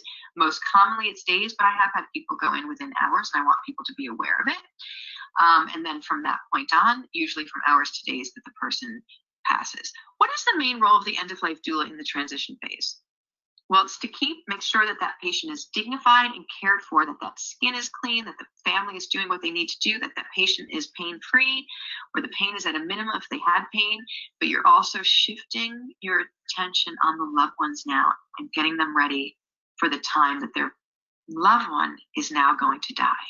It's going to happen, and I don't think, no matter how prepared we are, I don't think we're ever 100% ready for that moment. Actively dying. So now our patient is in that sleeping coma. What the family needs to do is make sure that that patient is turned and positioned, so that there's no skin breakdown. There in the actively dying, there's going to be breathing changes, Shane Stokes, agonal breathing, labored breathing, rapid breathing, shallow breathing. This can be, by the way, extremely uncomfortable for family to hear the different breathing. The patient is really not being bothered by most of that, what's happening, because they're going into their coma, but it can be a labored and a breathing that's uncomfortable, that we haven't heard before, and it gets the patient, the family can be very upset. So we want to make sure that we are returning and positioning the patient, and that the nurse, the hospice nurse, has taught the family how to administer the liquid morphine or other medications that might even out some of that breathing. Temperature changes you can expect. You can expect possibly a temperature increase before you get to a definite temperature decrease. So sometimes people will present with a bit of a temperature. And when I say a bit, I mean they can be warm up to 102.8, which 102.8 for you and me, we'd be in the hospital. So you want to use common sense. You want to, if somebody's wrapped up in blankets, you want to put a cool cloth and just put a sheet, expose their feet, let it be open to air. Not everyone gets a high temperature, by the way, at all, but everyone will get cold. And the cold, again, can be scary. People turn pale. They can turn a bluish color. Their lips can turn blue. They can get mottling, which is like different colors on their thighs and their belly. And when you touch them, they can be cold. This scares people. We want them to know that this is a natural part of the end-of-life process, and not to be afraid. What would you do for somebody who was cold that you absolutely, wanted to help and love? You'd put blankets on them. You put socks on them. You'd hold their hand. I always say put a warm blanket in the dryer and go ahead and snuggle up your loved ones their whole time during their journey. They love a warm blanket, love you for it. And the last thing for actively dying is the gurgling of secretions, which is really, really something that can be very uncomfortable to hear. One of the easiest and most effective ways to resolve that is to turn a patient on their side, put a pillow folded in half the long way, and have them lying on a bit of an angle. It dislodges those secretions, because those are secretions that are being built up and are at the pinpoint of gravity at their breastbone. Their mouths are usually hung open at this time. With the air going in and out, you can hear a little gurgling sound. It sounds actually terrible. It can really be disturbing to families. It's not bothering the patient. But please, if you want to get rid of that, which I want you to, is just to turn the patient on their side. If they start After a while, gurgling again, you turn the patient on their other side. By that time, they usually have died. That is a very late sign, the gurgling, that somebody's getting very, very close to the time of death. And setting a sacred space, end of life used to be revered as one of the sacred passages. And we want to help restore that experience for both patient and families. And I have been privileged to see some, not many, to see some beautiful, beautiful end-of-life experiences and studied what the elements were that had that family and patient have such a beautiful end-of-life process.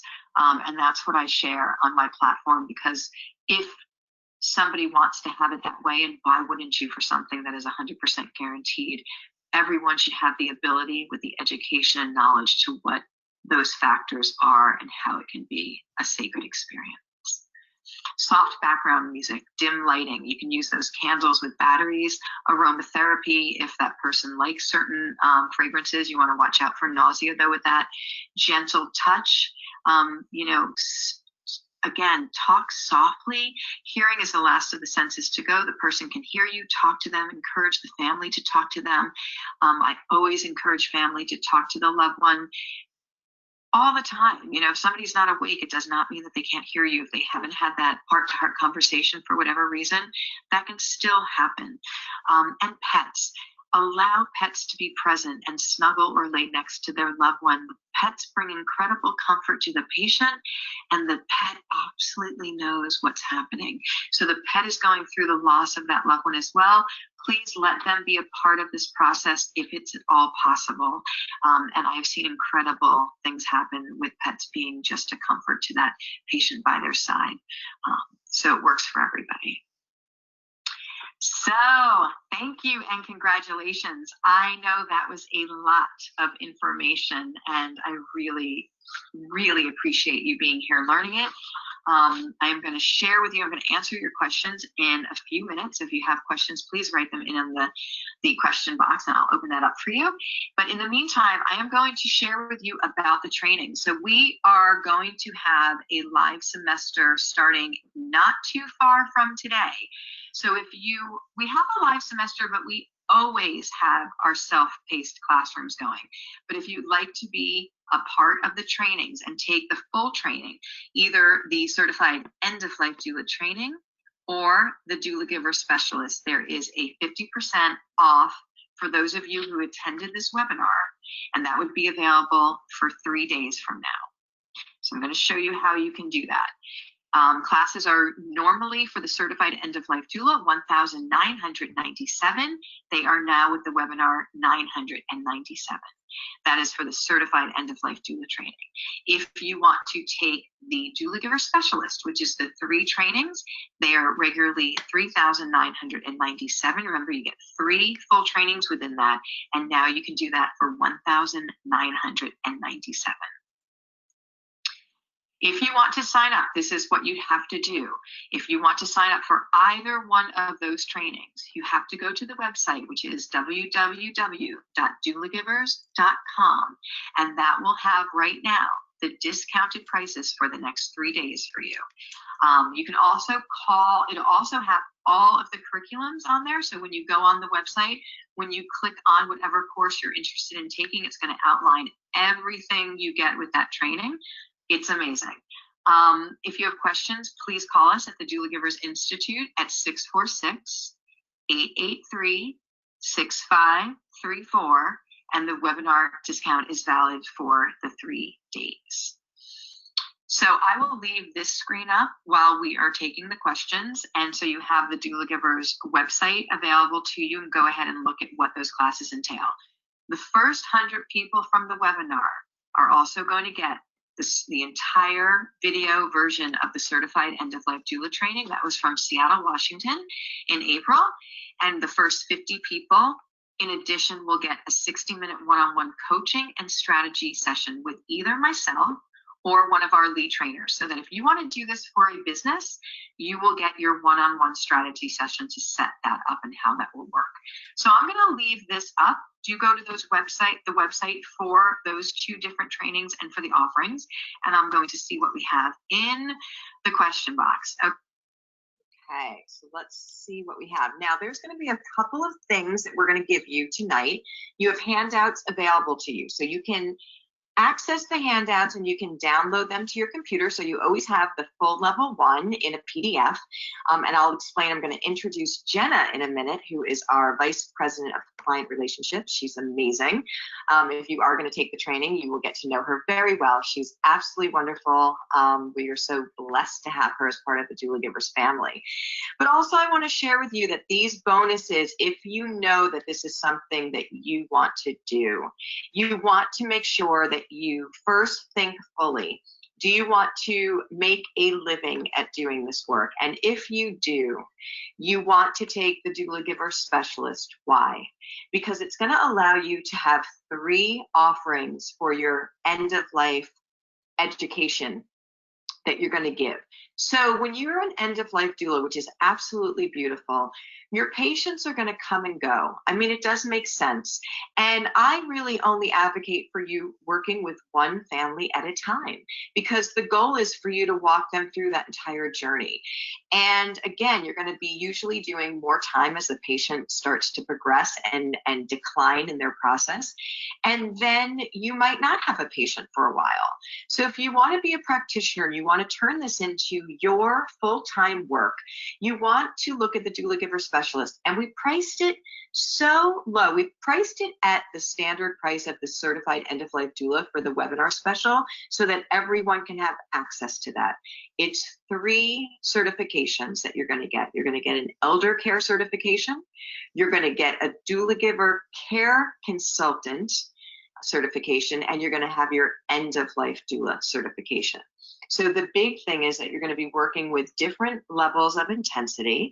The people for the care consultant, you're working with healthy people as they do their planning for as they age. When people are doing their estate planning, their wills, this is the perfect time that we will be doing the Doulagiver care consultant with aging. Where do you want to age? What does that look like? What are the options? What do things cost? People have absolutely no idea right now. And we have never before in history had a population that is this large and this elderly, and it's going to be for decades to come. So the answer to, and I like to share this, 15 years ago, I talked about this field, doing an end-of-life doula, that we needed some adjunct answer to the crisis that we were going to see, I was seeing on the inside, and that we were going to see come about for decades and decades to come. And I remember one of my best friends saying, I wasn't sure if you were, really crazy at the time. And he said, now look at this all, look at how it's happened. So I want to share with you that statistically, we have such a high volume of elderly that we have never seen before, that there is not the preparation to handle within the healthcare system or even outside of it the number of people that are going to need care, guidance by any stretch, and it's going to be increasing in decades to come. At the same time, our medical system is falling apart, and also our staffing is becoming less. So the only answer, and the best answer, is a non-medical profession. This is such an incredible field to be in. I always will set people up. The best way that I want to share with you to do this work is in private practice. We have recently had 3 doulas hired by hospices. One just last month was hired from a Florida hospice for $50 an hour. So everyone is seeing that this is the adjunct answer. So, within the system for years, we were hearing, well, we can't do that. We can't spend more time with patients. We don't have enough staffing. We can't afford it. We can't afford it. Well, we're not going to answer the crisis within the system. We're going to have a new profession that's going to help offset what's happening inside the system, and also not be held to all of the reimbursement with all of the documentation and seeing 30 patients in the same day, which is what unfortunately is going on inside the system. So the non-medical profession is the answer to not only our elder care crisis, our end of life crisis, but I feel like the doula is going to be instrumental in so many facets of healthcare. And then I will also teach you the business part of it. So I will set you up with all of the things to be successful in your end of life doula business, with marketing, pricing, setting up your websites, how to let your community know about you. And when you do the bonuses, so these two are incredible, especially the 50 people. And I want to tell you that 1,500 people signed up for this webinar this month, 1,500, which is so exciting. That if you are somebody who wants to do this work, I will say to you, if you think that this is for you, then I want you to go ahead, because that strategy session and the different bonuses that you're going to get are invaluable. And they're not always going to be available because we just can't keep accommodating doing one-on-one coaching. So we're offering it with this webinar, and it's really important that if that's something, again, that you would like, go ahead and secure those bonuses. You can even get them with the discounted rates. We have made payment plans for even the 50% off, so everyone who wants to take the training can do it. The only thing I can't do for you is I cannot join for you. You have to decide to do that. And if it's something you want to do, click that button and go ahead and register. We always have 7 days full refund. If you're not happy for some reason, you got excited, you thought maybe this was for you, you can always get a full refund within the 7 days. If you're not happy, I'm not happy. So you should know that. And if you want to do this, go ahead and secure those bonuses for yourself. I will tell you that when we look at industry, and I think one of the things that's so very important is projections of what's going to happen, is that this work is something that is only going to increase. And doing the consulting piece is so important because people don't know how long they're going to live. We don't know how to take care of our parents, where they're going to live, and how that's going to look. The nursing home system is something that's terrible as well. It's not going well. So we want to have other options for them, and we want to be able to explore plans with families before they ever get there. So we'll leave that screen up and we'll start to answer your questions. Before I do that, I do want to introduce Jenna. Jenna is our Vice President of Client Relations, and she's absolutely wonderful. We also have a few things for you in the handout section, and she'll show you how to access them. So Jenna, do you want to say hello to everybody? Yes, hi everybody. It is great to be here with you tonight. I've had the chance to chat with many of you kind of behind the scenes already, and you have all been absolutely pleasant and wonderful, and I really appreciate that. So as far as my tips and things go tonight, I just want to make sure that everyone has been able to find the question or chat box and go over the handouts as Suzanne mentioned. So first of all, to make sure that you can find your question or chat box, I'll go over a few tips here. There is either a red apple question mark or arrow on the right hand side of your screen somewhere, and you can click on that. If you click on it, a menu box will pull out from the side of your screen, and you'll have audio options, polls, handouts, either a chat or question box where you can type your questions in. Some people may have both. It just varies a little bit depending on your operating system and the version of computer you're using. So whatever form yours is in, that's where those will be. And if for some reason you would feel that we didn't answer your question tonight, as we're going to try and get through everyone's, but if you would need any additional assistance with that, always feel free to please email in to support@doulagivers.com, and I will gladly assist you with any of that.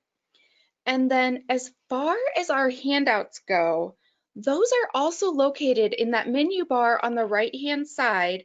If you get that pulled out with that little button, whether it's the apple, question mark, arrow, however that is for you, you will see a line or a bar in that menu section that says handouts. You can click on that. There will be the pamphlet or outline for today's webinar, as well as live links for the special or discounted enrollment. If for some reason you are unable to get those handouts downloaded, do not be concerned at all. You can always email me at the support@doulagivers.com, and that's support@doulagivers.com, and I will gladly assist you with that. So, Suzanne, whenever you are ready, we have some wonderful questions for you this evening. I'm so excited. All right. Thank you, Jenna. And thank you again for being the first thing, again, I want, because we got so many emails and requests about this, we have live semesters that we do online 2 or possibly 3 times a year. It's really been about 2, depending on our schedule. And we just started one on May 5th. And so what that is it is me teaching a module from the Certified End of Life Doula training once a week and doing live Q&A after each class. It's really wonderful. You're brought in with a whole semester group. You start networking. It keeps you on track. People have asked, can they join that from today's webinar? And the answer is yes. We are happy to accommodate you. We've only had 2 of those classes so far. There's another 10 to go. And because we're not going to have another one for at least 6 months, this is something people really want to take advantage of because it's the same price as the self-paced class as well. So if this is, again, something that you are on this webinar because you're interested in doing that, know that you can get into the live semester now. We've only done 2 classes. You'll get that in your self-paced class. And we went over that, a lot of it in this webinar. So you're going to be good to go. The other thing you should know is that we put a special payment plan together for you because these times are very intense. We put payment plans for both the Certified End of Life Doula and the Doulagiver Specialists that are so low that everyone can access them and get the bonuses as well. So I want you to know that. We have a COVID-19 webinar that we put together. We have the Tele-Doula webinar that has been added, and we have the 30 bedside hours, the virtual experience. So your education is one of the best that is out there, which is, we take this, we're so passionate about what we do, if you haven't got that feeling already, and we continuously stay on the pulse of the movement and what's happening. So just want you to know that that's all available to you, and let's get to your questions. I'm sure we'll cover some of these in the questions as well. Okay, Jenna, whenever you're ready. Okay, so the first one. Hi, I'm 62 years old. Does it make sense for me to embark on being an end-of-life doula giver? I say absolutely. So we're not going to, I really hope that I continue to learn things until my last day. We are so young in our way that we live now, and there has something that is of such value that comes with age, that comes with wisdom, that comes with having lived a certain amount of time that you can't get unless you are that age and have gone through that. So I have a feeling, again, that a lot of our clients really respect somebody who has a bit of age within their background, because again, that's something that can't be taught in a classroom. It's something you have. So 62 is young.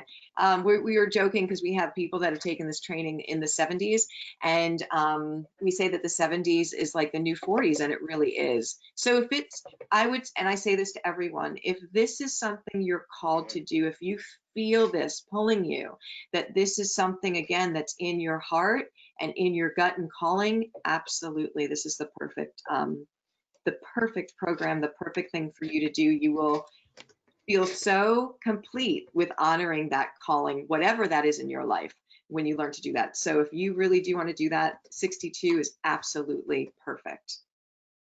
We'd love to have you.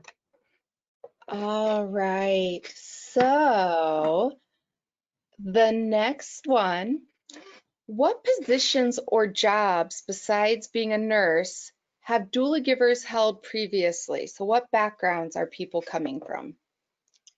That's a great question, and they come from all backgrounds. So we have people who have no professional background. And sometimes I feel that that is a real bonus because you're a clean, clear slate with coming in with maybe, again, having experience with family or friends, or again, just a calling. I didn't have any death experience. I had one patient as a nurse in my medical surgical unit, just one, who died on my shift. She, you know, I didn't have any real relationship with her or real time. That was my only, I mean, a couple of, you know, pets that I had. My grandparents were all passed before I was born, nothing. And so I had this very strong feeling about going into this space, and I followed that, and it was the best thing I ever did. So again, we have all different backgrounds. I do think that for people who are nurses in particular, that sometimes it's a little bit difficult to change and shift gears and thinking because nurses they're absolutely incredible, but it's a different dynamic with how they treat and care. End of life is very different in and of itself, but how we do doula work is incredibly holistic and beautiful. You'll see, it's a little hard to explain now, but instead of you know, people are not getting better. So it's not a force that you have to take your medicine, you have to get up and walk, and you have to do things of that nature. It's a very much a presence and a calming and a holistic model of care we work with. So we have chaplains, we have social workers, we have nurses, we have most of our wonderful doula givers are people who've had no professional background, and they're amazing. So it really has to do, again, with that calling. If you are called to this space, because this is a space that you're called to, it's not something you just say, oh, that sounds really great. Or maybe, you know, that's a perfect fit for my life. It's a calling inside you to do this work. And again, it's the best thing I've ever done. It's absolutely amazing. Good question. All right. Hey, so Mary is requesting some clarification, please. She is concerned, do we get the business training with the class if we don't get into the top 50? Yeah, so I just had to think for a minute because we have a wealth of information that's in your program. So everyone will get the business building and marketing components within your class. You don't have to be the first 100. You don't have to be the first 50. You have an extensive business and marketing program as part of it because why? First of all, it's something that I fully enjoy, that part of having built my work, but it's also the messaging is so important to have crystal clear, to have correctly. And I put all of it together so that when you graduate, you literally can have a turnkey in step-by-step setting up your business. And this is exactly what you send out. This is the text. This is how you do it. I've spent, you know, thousands, if not tens of thousands of dollars in my lifetime with marketing and learning different things. I want to give that to you as part of this because we need you out there working. And so for me, the best thing to do was to put it in a package as part of your training because it's not always the intuitive part of this program. So, you know, doing your own thing or your business is not, again, a skill or intuitive to everyone. So putting it in a package that's turnkey for you was really something that was important for us to do. And it's something that we're really proud of and looked upon as one of the best things that we offer. So you get it no matter what. All right. Candace would like to know how many other levels are required for certification, please? There are 3 levels total. So today you took an abbreviated version of a level 1. So it's a very short version, but I gave you an overview. So if you walk away today, you understand, you know, the 3 different phases and what you would look for in those 3 questions. It's so beautiful and so powerful how effective this is. But there's 3 levels. And when you come into the classroom, there's going to be 4 full hours with Q&A with lots of case studies for the level 1. Then you do level 2, which consists of the most common medications at end of life. You would never give a medication as an end of life doula, but you are going to be educated on them so you can evaluate your family's level of understanding and comfort. And then also we do in level 2 the top 10 end of life disease processes and their progressions with the interventions used. Amazing people who've walked away from the training, who've had family and used the interventions for those disease processes cannot believe the difference that it's made for them. So it's so powerful and really effective.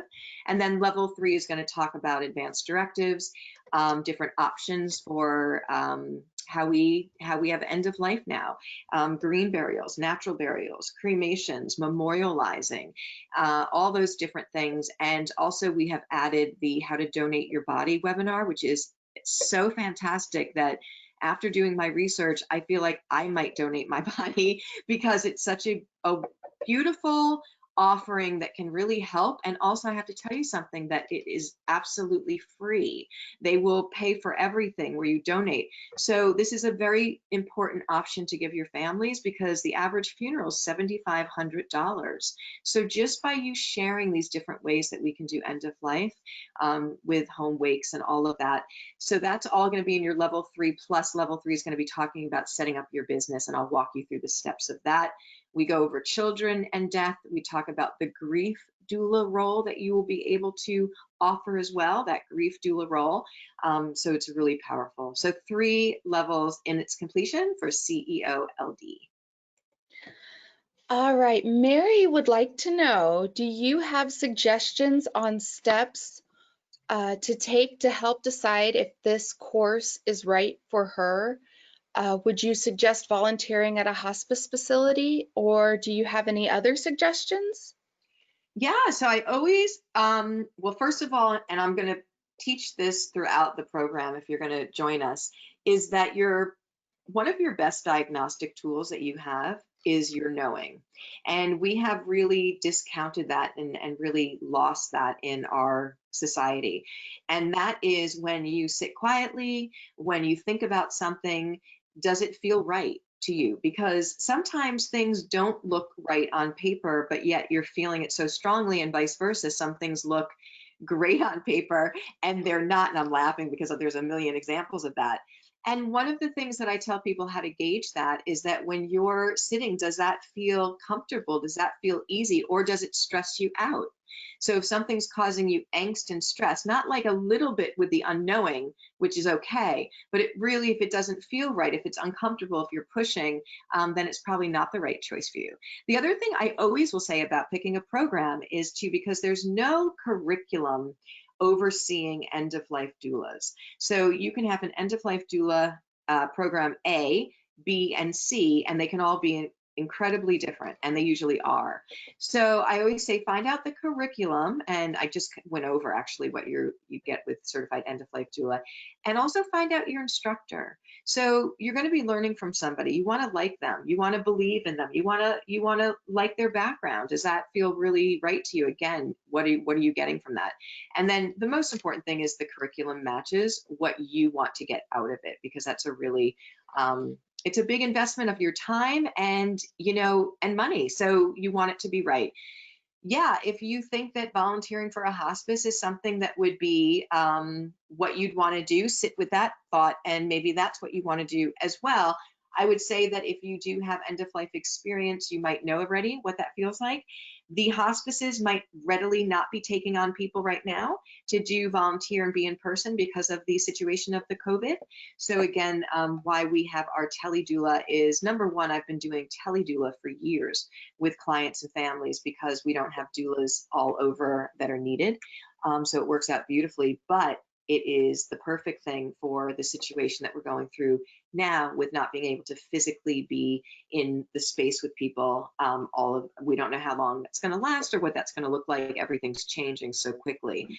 But so I'm not sure that you can jump into a hospice volunteer position right now, but go ahead and just sit with those, ask yourself those questions and see what feels right to you. I think that's great to explore all of that and really honor what you're feeling. All right, Lorraine says, thank you. I have been in the presence of 3 loved ones at the end of their struggles with cancer and their lives. This class has given me some more insight and tips. Thank you, and I will be looking forward to learning more. Good, Lorraine. Thank you for being here. All right, and the next question, Deborah wants to know, will we be holding any trainings at our institute in New York in the future? Well, unfortunately, New York is the epicenter of what's happening right now. So I feel like we'll be the last to be able to do group things. So I don't foresee that within. Uh, I mean, I love to do some live trainings and things of that nature. I do a lot of community outreach, but I don't do the certification training in a weekend because it's too much information for you to really absorb fully. And I think it's does it an injustice to yourself and to the training when we try and cram that in. So I wouldn't be offering a certification training like that. The live onlines work beautifully for people. We've graduated the best doulas from that.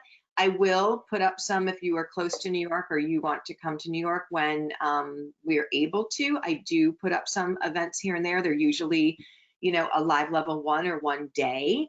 And I do love doing that. But again, I don't think that's going to be doable for quite some time in New York City, unfortunately. Okay, so we have had lots of questions about this next one. So I'm going to go ahead and generalize it to make sure we answer everyone's question on it. What is the difference between all of the end-of-life doula courses available at this time? So there are a lot, and I love that question. I think we sort of went over this just a minute ago, but it's very important to understand. And I think there are fantastic programs out there. There's lots of fantastic programs. So what you need to understand is there's no governing body overseeing the end-of-life doula profession, and that's a good thing. It's a good thing and it's not a good thing. It's a good thing because we actually get time to spend with our patients and our families, which is what we want to do, and not having to do ridiculous documentation the whole time. The bad thing is that we're all calling it end-of-life doula training, and the trainings are very different. So there are trainings that focus on sitting vigil, which is like sitting bedside, and that's a beautiful thing. And there's trainings like my training that really focuses again on physical, emotional, and spiritual, and very heavy into the physiology and the physical part, because I'm coming from a nurse background with a hospice nurse and an oncology nurse. Some people that are doing programs do not have professional backgrounds. There's just different people that were called to this space. So I feel like their program's going to reflect their background. And again, they're extremely different. So you want to find out the curriculum and you want to find out what resonates with you, what feels right, because you'll know intuitively. All right, so I think this next question, Erin, we love you for this. How, you know what I'm going to ask, I think. No. Okay. How do doulas take care of themselves? Oh, we do love this. We talk about this like all of the time. And this is such an important, okay, so this is what I will tell you right now is the way that I built this program was in the ideal situation for somebody who would be practicing this type of work from start to finish. So understanding how to show up in the very beginning of a terminal diagnosis and working all the way through the time of death after, helping families afterwards, being a grief doula role, being able to carry them through that and what's called reentry life after loss. These are things, and again, self-care, self-care, self-care. These are things that are not being done in mainstream medical, and people are getting so burnt out, so sick, and it's so unfair. So I went initially with my training ideas to the head of the hospice, to the CEOs of hospitals, knocking on doors. I knew a lot of people, and they all said it was so good. We loved it. We just can't do it. Why not? Because we're not going to get reimbursed for it. We don't have the time. We can't do it. But they're great. And I thought, my goodness, if everything is being held hostage by that reimbursement structure, by all the documentation, having to see 20 patients, only getting 45 minutes with each patient, if we took away the fact of the reimbursement, then we can spend as much time as we want. And it was incredible. And it was just like the birthing doula model. So just thinking again about a non-medical professional that's at adjunct support, spending all that quality time with somebody and helping the mainstream medical that don't have the time. So self-care is a huge part of our program, and that is in the level 3, by the way. We talk about the network meetings that have a bereavement portion. We talk about having on a weekly, if not daily basis, that you have to have a balancing practice for yourself. We talk about techniques of grounding before you enter into a patient's home so that you can, again, get yourself into an energetically great place, and also, set some buffer to it so that you're not taking on all of that energy. And I have to tell you, I've made this mistake when I was practicing, when I was a hospice, because no one talked about this.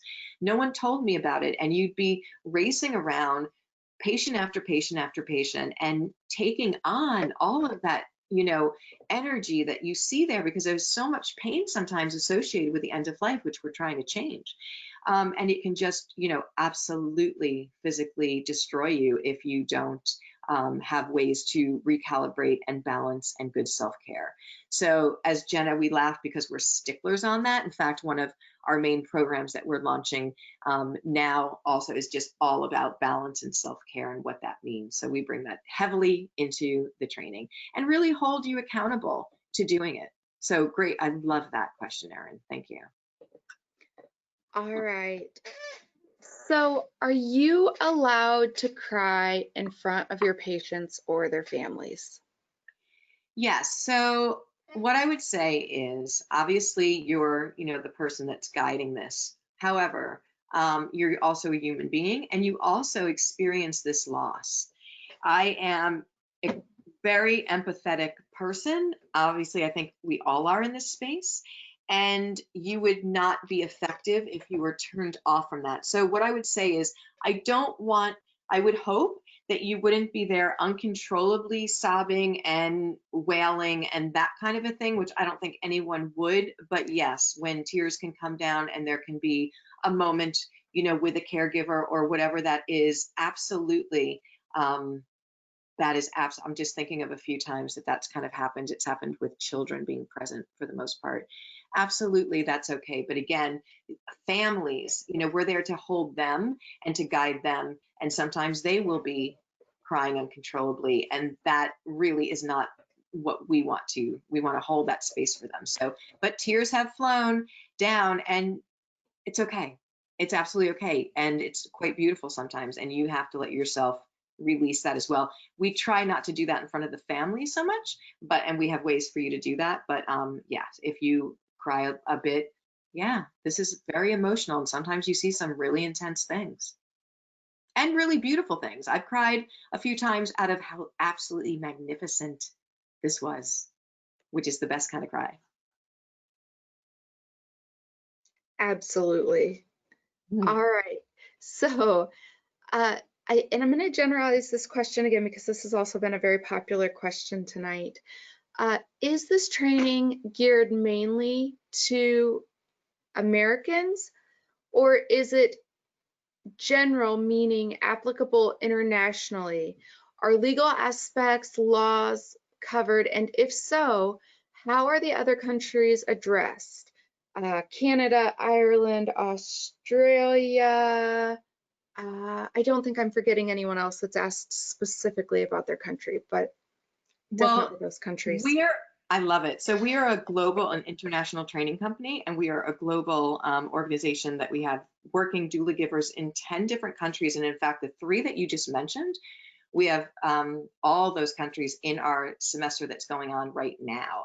So doula givers is applicable everywhere. In fact, I've used this myself in dirt huts in Zimbabwe, Africa, and I've used this in mansions in Millbrook. It does not matter at end of life how much money you have, where you are. We wanted to build a presence, a holistic program that can be used anywhere, which is beautiful, and it does.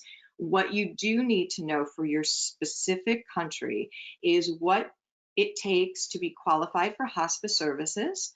For, again, an example of the United States, it's 6 months or less with a terminal diagnosis, and what that means. So because you're going to be advising patients and families to get those services at the end of life if they haven't already, You also need to know the equivalent to what is called an advance directive or a living will, which is what the paperwork is in our country.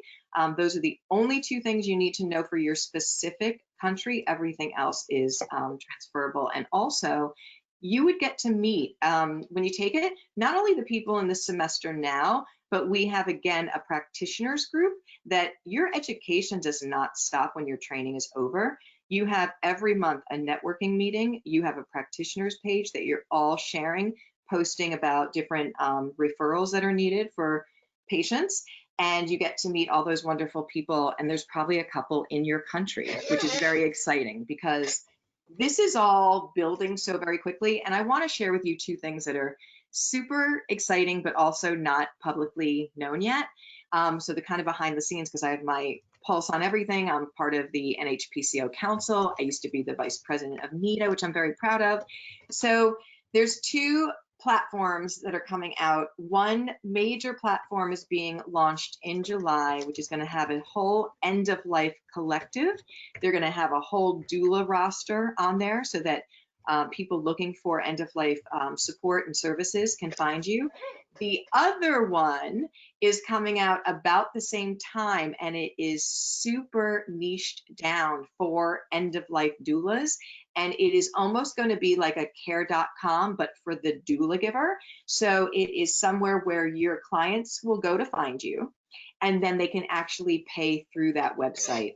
So you don't have to worry about working with money with them. They will pay you through the website when they hire you, which takes the whole discussion about money and getting it and all of that off of the table, which is absolutely brilliant in my opinion. So there are going to be so many ways for people to find doulas now because you are so in demand, and it's only going to continue to grow because of the numbers. So I will let you know as soon as those are, and I'm working with the people on the back ends with different things that I want to try and get you guys, but I will let you know as soon as they're ready to go. But one is definitely launching in July, and I think the other one is going to be comparable or if not sooner.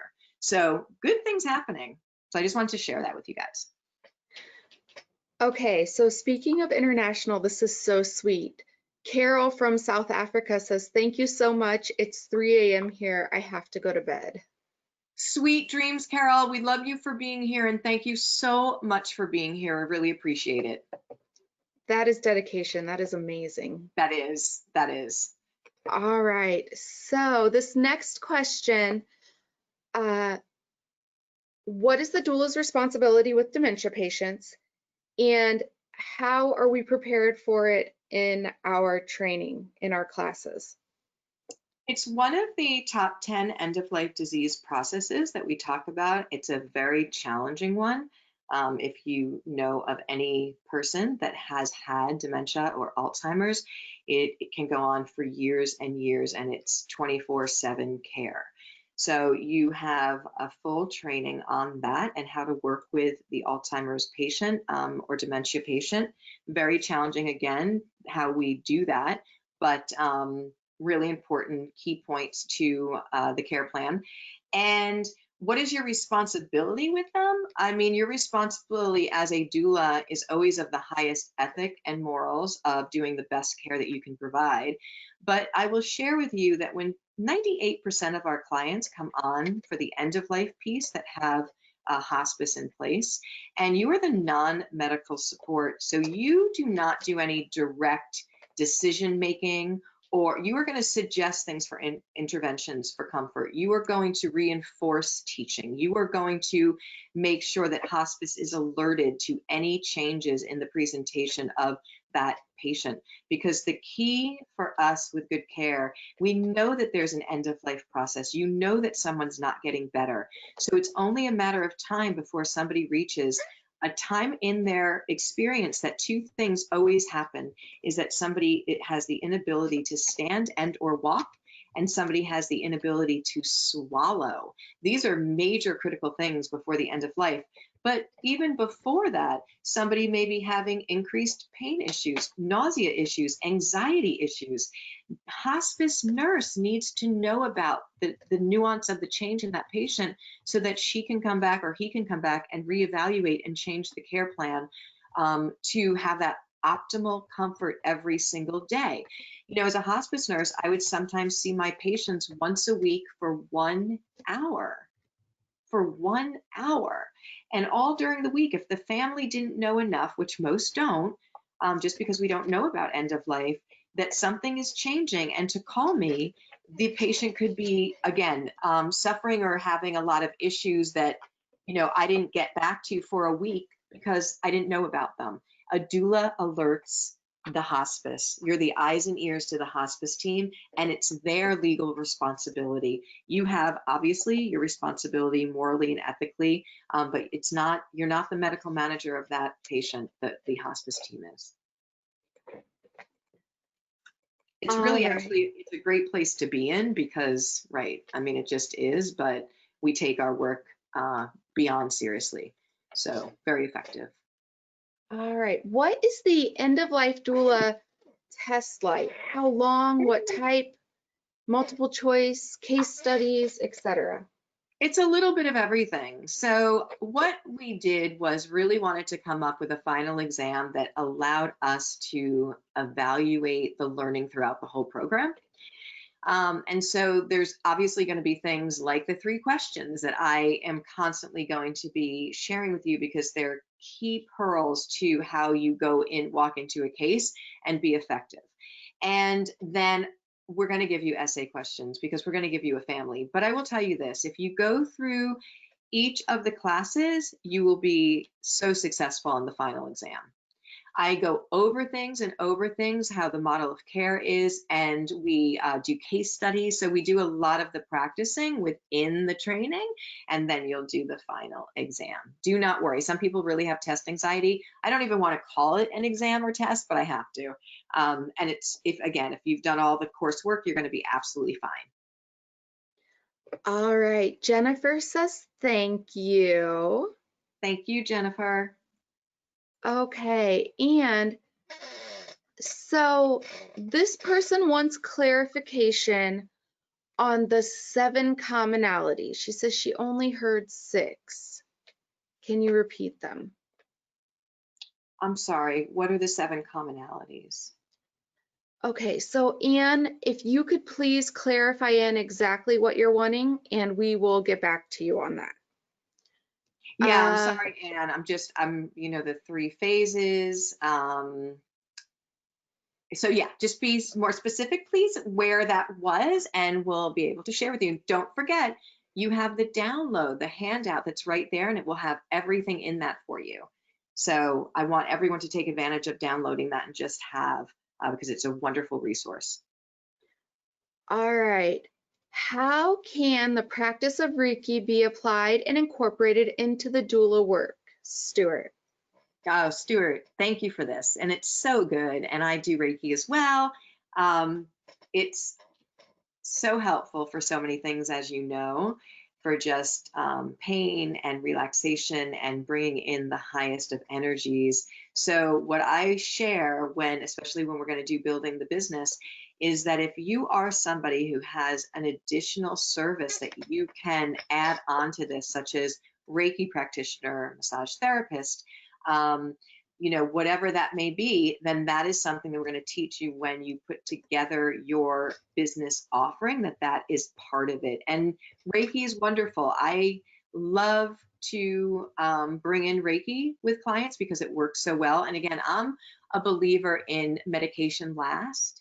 So we're holistic beings, but again, for many things, and I'll share this with you, that the emotional component to end of life can sometimes be the most painful. So when people are presenting in pain, sometimes again, there's these underlining emotional layers that need to be worked on. So even if you just gave them a medication, you're not getting to the root of that issue.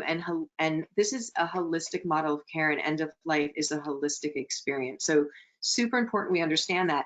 I'm not opposed to medication at all, but I'm not just handing them out, because there's so much that we can do with our presence, with other modalities, and Reiki is one of them. So absolutely love that. Okay, Emily would like to know, what is the date that the next live semester will be?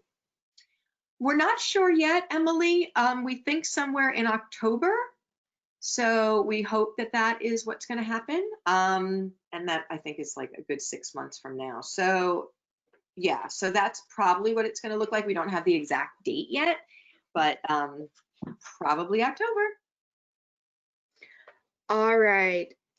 What is a death calf that you referred to, Susan? I'm sorry. I really need to clarify that. So a death cafe is a social movement that was started in Switzerland, I want to say like 2000, in the year 2000.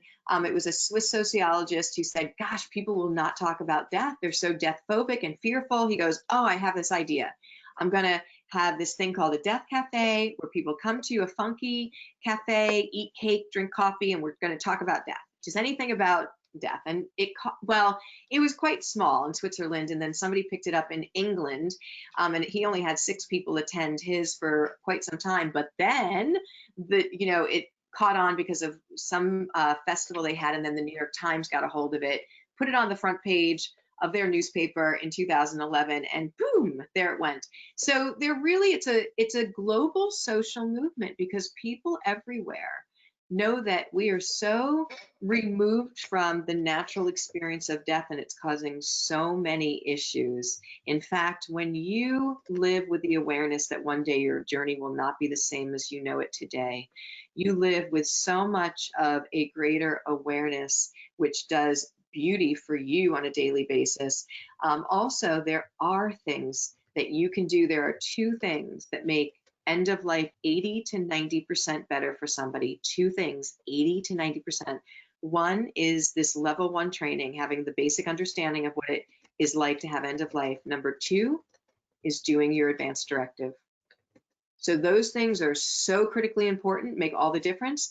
Why wouldn't you want to put things in place, think about what you would want or not want, and all of those wonderful things that 100% guaranteed that we're going to have an end of life that can go better. And again, really understanding maybe so death is the second leading fear. I think it bumped up to number 1 with coronavirus, but death is the second leading fear. And I always say, is it the death that we should be afraid of, or is it not living fully that we should really fear? Because when people get their diagnosis, they go, oh my gosh, my time's up, and I did not live an authentic life the way that I know I was meant to live. I mean, these lessons are going to be throughout this program for us about life. It's incredible based on the wisdom of those at the end of life. Really beautiful. Thank you. All right. Do you include culture, religion, and spirituality information in your training?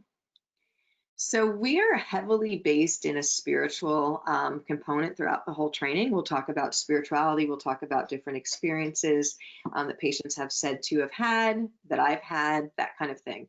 With culture and religion, we touch on it, but we teach you how to work with different cultures and religions because there are so many, and there's different levels of that. So as the doula, you have to know that you're walking in as somebody who's here to be of the highest service with absolutely no agenda, just of being of the highest service. So you are going to, again, on your interview with your family initially, find out if they have, again, cultural or religious beliefs that you need to know about. And what happens is, and it's so beautiful, first of all, you're paying such respect to them, but you allow them to teach you, so you get it right.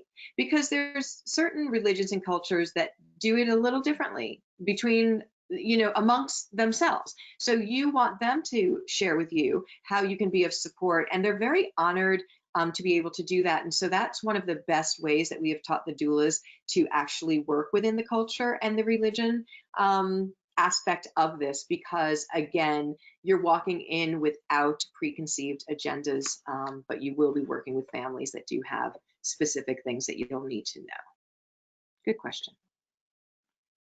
All right. Mary would like to know, can we enroll now, but have a seat in the fall semester versus the semester that just started? You can. So we absolutely will honor that. Again, it seems like it's far away the fall, but not, not necessarily. And we always will say, when you get your self-paced class, you always have a seat reservation for the next semester. So that is absolutely great. And what really happens too is sometimes people will do their self-paced class and then join the semester for a review and being able to be brought in with a whole group. So you absolutely can. Perfect. All right, so for the live class that's currently happening, what is the day and time of the class? Thank you. So I didn't mention that. It's on Tuesday nights at 7 p.m. Eastern time, and they go about 90 minutes to 2 hours. So again, I will do a live Q&A after each of the teachings that some of the greatest wealth comes from.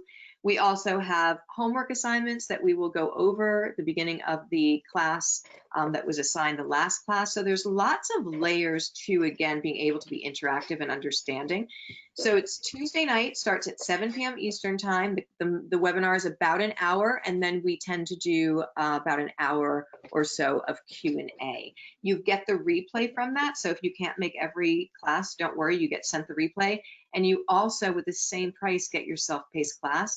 So I always say, if you can get into a live semester time-wise, and that's something that you think you would enjoy, absolutely do it, because it's incredible. All right. So, do you have to be a CNA to be able to take this training? No, absolutely not. No. All right. Mm-hmm. This person is asking, you have a presence here in Ireland. Is there any way you could put me in touch with them? It's a student that's currently in our class. So she has just done 2 classes, and I'd have to get permission from them and locate her. So, yeah, it'll be a little bit of a challenge just because we're in our semester, but I can definitely bring that up and ask if they are willing to share information. But she's only taken her 2 classes because she's in this semester, so I'm not quite sure, again, how much she can share that we haven't gone over just because she's new. But I love that we have Ireland. As you know, I'm an O'Brien, but I've never been to Ireland yet, and I can't wait to go one day. I know it's absolutely beautiful. So I can do my best. If you could put in your contact information in the box and your full name, we can write it down, then we will do our best to match you. All right. What is hospice's attitude in general towards doulas?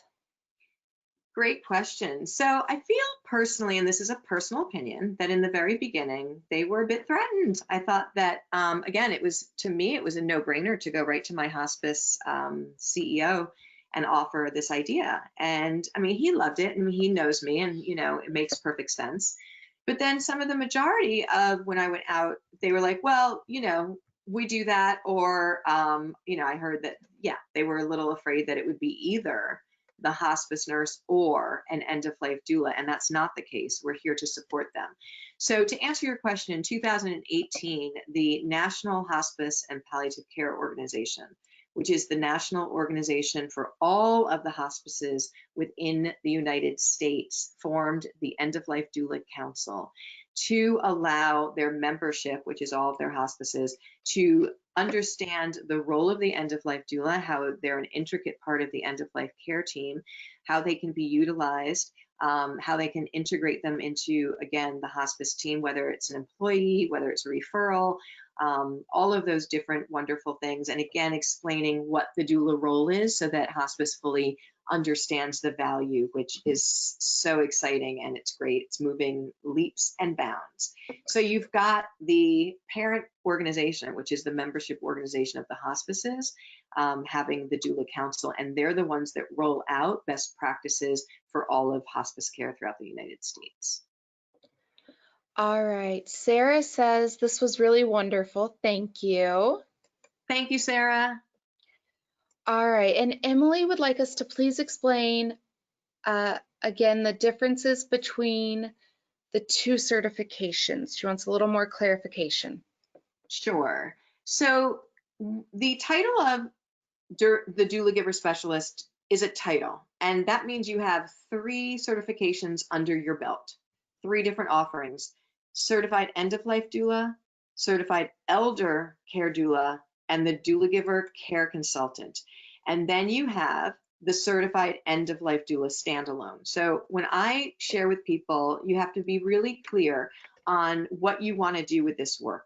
What is your vision and intention for yourself? If you want to make a full-time income, you have to look at the Doulagiver Specialist. Why? Because I advocate only to work with one client at a time with end of life. Again, that balance, that self-care, continuity, and your clients are going to come and go. You're going to work with a client, you're going to be with that family. A lot of times they want you more hours as that person starts to decline, and then you might not have somebody for a while. It's also very intense work to do end of life 40 hours a week. You will burn out. And so for me, there's another reason. If we're really going to shift the culture, we have to start way back here. And that means that everyone is supposed to have an advance directive and a whole plan for as they age, which is not done. But I'll tell you something, this, I want to say something about the magic moments of COVID, because there are some beautiful pictures that I'm seeing that definitely of people at home and that wouldn't have been done. There are gifts within the crisis situation that we're seeing right now. And one of them happens to be that the reality that end of life will be a part of each and every one of our journeys and our loved ones' journeys, and to be prepared with a plan, with advanced directives and knowing what that means is critically important. The other thing is the average age of life is 80. 80, that's the average. And people are living longer than that. And I don't think people, because we've never seen a population like this. This is the first time. We're figuring it out as we go along, and not very well, by the way. We are not taking care of our elders or our end of life the way we should be. We also have a huge number of elderly. And part of that is that people have no idea how expensive it is to live annually. So people are living, again, average age of 80, but living longer. And I think, and I don't know the exact statistic, I thought it was number 7, that United States is leading number 7 for poverty in the senior population. So we have to know what things mean, and doing these consulting pieces are a very high price point, by the way. When you do consulting work, you're working with people that are well for planning ahead, not just advanced directives, but aging well in place, all of the things. And it's so very effective. The other thing is there's elderly that are not at end of life at this moment that are living for decades that need some form of support that's not being given out there. Not holistic, that's for sure. And we really want to support and care for them in the most loving way that we can provide as well. So I think that you have to decide clearly for yourself. And we, again, have priced that offering of the Doulagiver Specialist to be the standard price of the Certified End of Life Doula, because I want everyone to be able to take that if this is what their goal is, because you have those 3 different offerings. It's wonderful. I hope that was helpful. All right. Susie wants to know, what do the payment plans look like again? So there are full pay, there is a standard payment plan that we have, and then we have the one that we have made, again, very low for this time. And I believe that the Certified End of Life Doula is $197 for 6 months, and that the Doulagiver Specialist is $199 for the 12 months. Jen, is that correct? You are exactly right. Yay, I got it. Okay. So those are available. And again, we will give you those bonuses with that reduced payment plan. We'll be happy to do that. So we really wanted to find that space where everyone who wants to take advantage of this can do it. And we think we have that. Thank you. All right. So this next one, I was a hospice volunteer for caregiving and for Reiki, and wondering how this training may be different from being a volunteer in the training itself and in the support. This person says that their volunteer group got together often to support each other. Fantastic. So I will tell you that the training itself is like no other. So it's not a volunteer training. It will be, you know, it really, I've had hospice nurses take this training and learn so much, which was obviously a great compliment. So it's really a practitioners, again, training that it will have you being, I don't want to say overeducated, because I don't think that's really possible. I think I want you to be as empowered with everything that I have learned in all of my experience in this class. So it can't be, again, compared to a volunteer training at all. And we love our volunteers and we love volunteer trainings. It's beautiful. It's just very different. It's a practitioner's training. The support system. So I love this question. This is very important too. So we, again, will have continuous support and networking for you. But I heard through grapevines as well that there are regional chapters of doulas being put together so that in-person support with your geographical location is getting underway. And that's, I think, a very magical thing, because I love to get together with my peers and talk about cases and celebrate one another, and just we all get it. We all get each other. So again, this movement is moving in leaps and bounds, and those regional chapters within the United States are being put together quickly. So you'll be able to tap into different practitioners in your region within the next couple of months, probably. But Doulagivers, in fact, we have one tomorrow on the 15th of every month. I do a network conference meeting on Zoom, and they're incredible, because then you'll get with all of the doulas that are practicing. They share, you know, what's happening with patient cases, what's working. It's a great social time, really beautiful. Thanks for being a volunteer, by the way. We love our volunteers, are amazing. All right, Fran says, thank you so much for this wealth of information. You are doing such important work, and I hope to join on this journey. I will be in touch soon.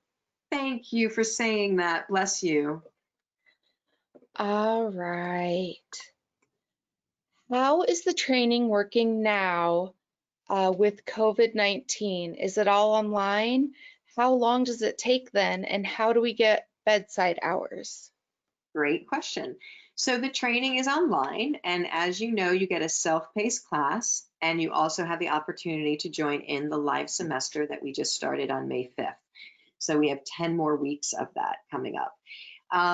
The COVID-19 is putting a monkey wrench into being at the bedside, and especially getting your 30 hours. So we have put together, Jenna has been instrumental in obviously so many things, but put together a beautiful virtual bedside experience for you that you can go into your online institute with Doulagivers and have the ability to be bedside and answer questions and get your 30 hours during this time period. Great questions. All right. Let's see. Oh, nope, sorry, we just answered that. Have you worked with those at end of life within the prison system, and how did you feel that differed? I love that because it's so important that we support different populations. I personally have not, but I've had multiple conversations with starting a program to do that. So we would obviously use the same, what I really, and I'm going to tell you this, what I'd really like to do is have trainings within the prison system and train prisoners to be there for other prisoners at the end of life. So we're in talks with a nonprofit organization to help possibly do something like that. And I, again, have not personally done that, but I am always open to all populations, especially those that are underserved, to be able to see how we can support them in the best way possible. So if that's something you'd like to do, we'd love to have you be part of that. Okay, so Susan is wanting to know, is the certified end-of-life doula training online, live with visuals? Can we see you, or is it just the PowerPoint like tonight?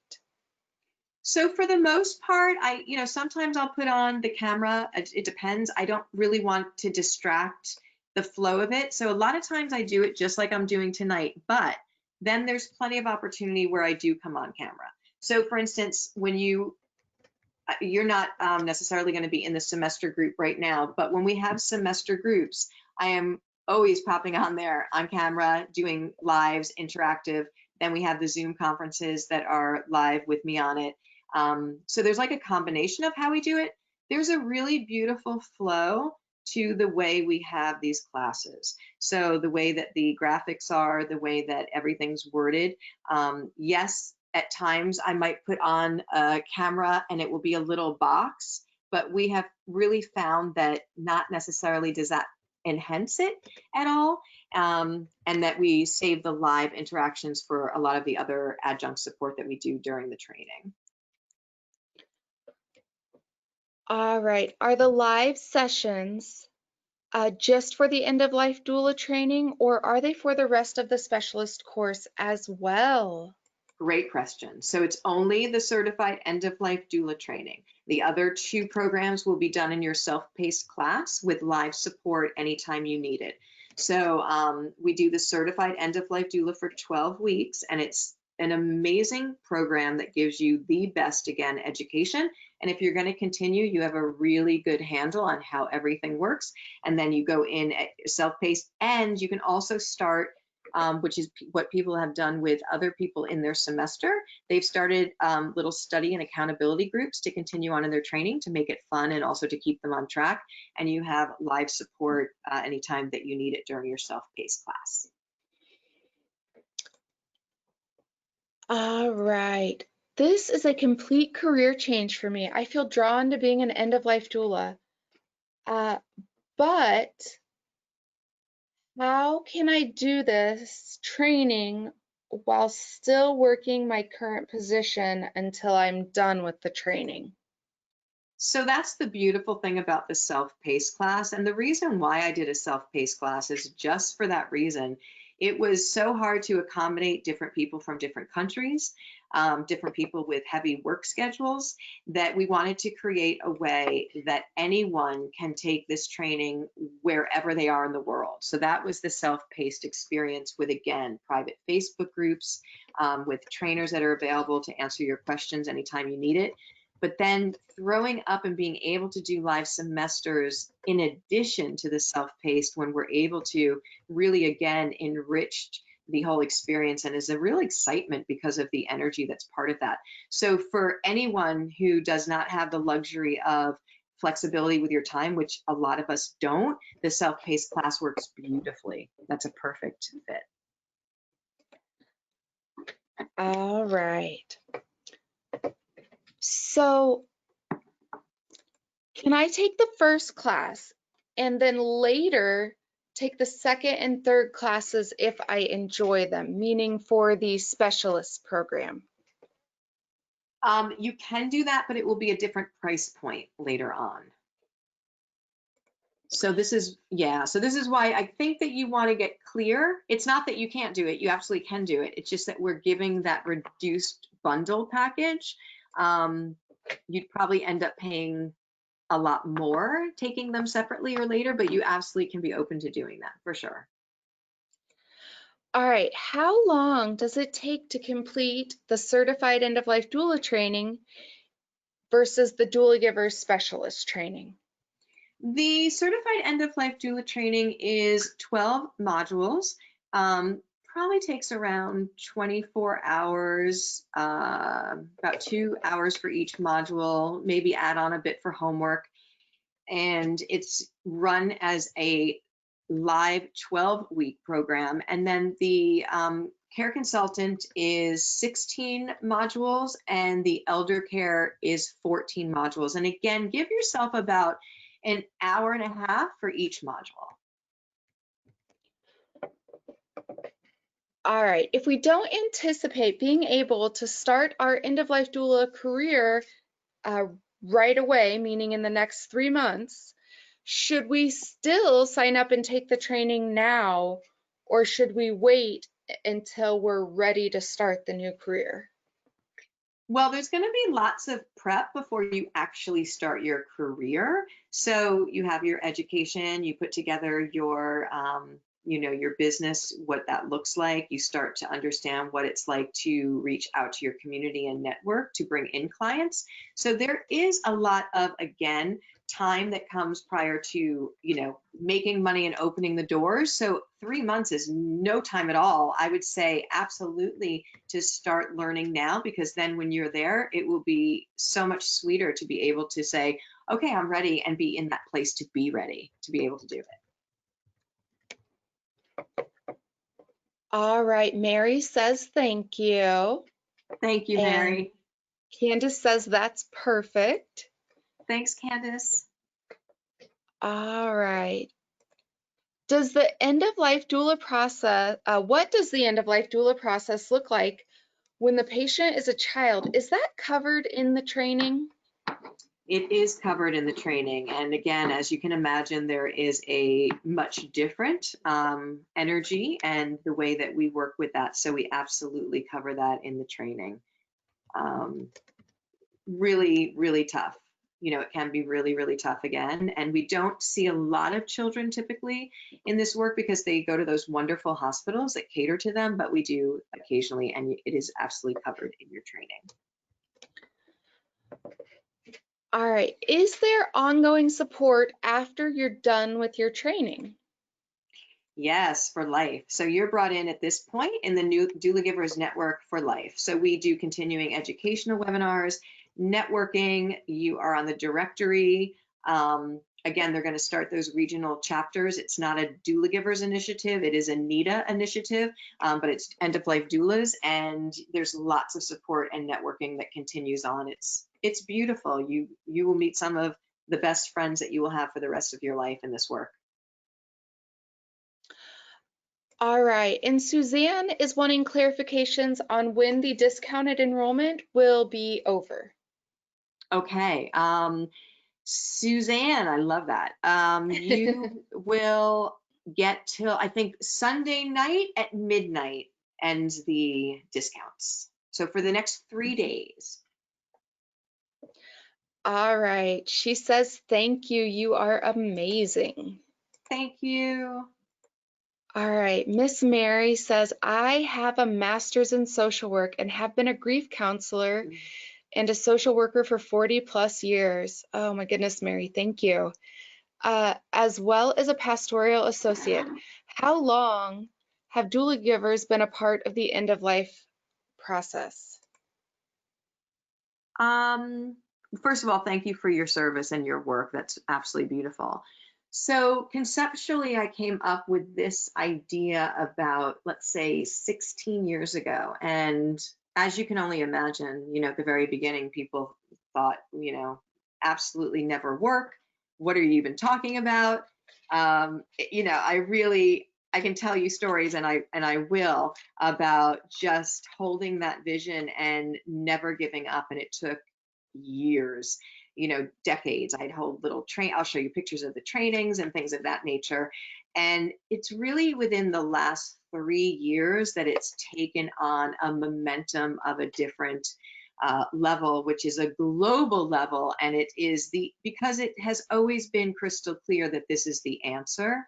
But now that there are organizations and councils and people behind it that get it, there is a whole level of professionalism that you're now hearing about the end of life doula, and still not everyone knows about them. So it's still young in its presence. But I remember there was 1 week that I got 3 requests from families for doulas that I couldn't fill because we just didn't have doulas everywhere that they need them.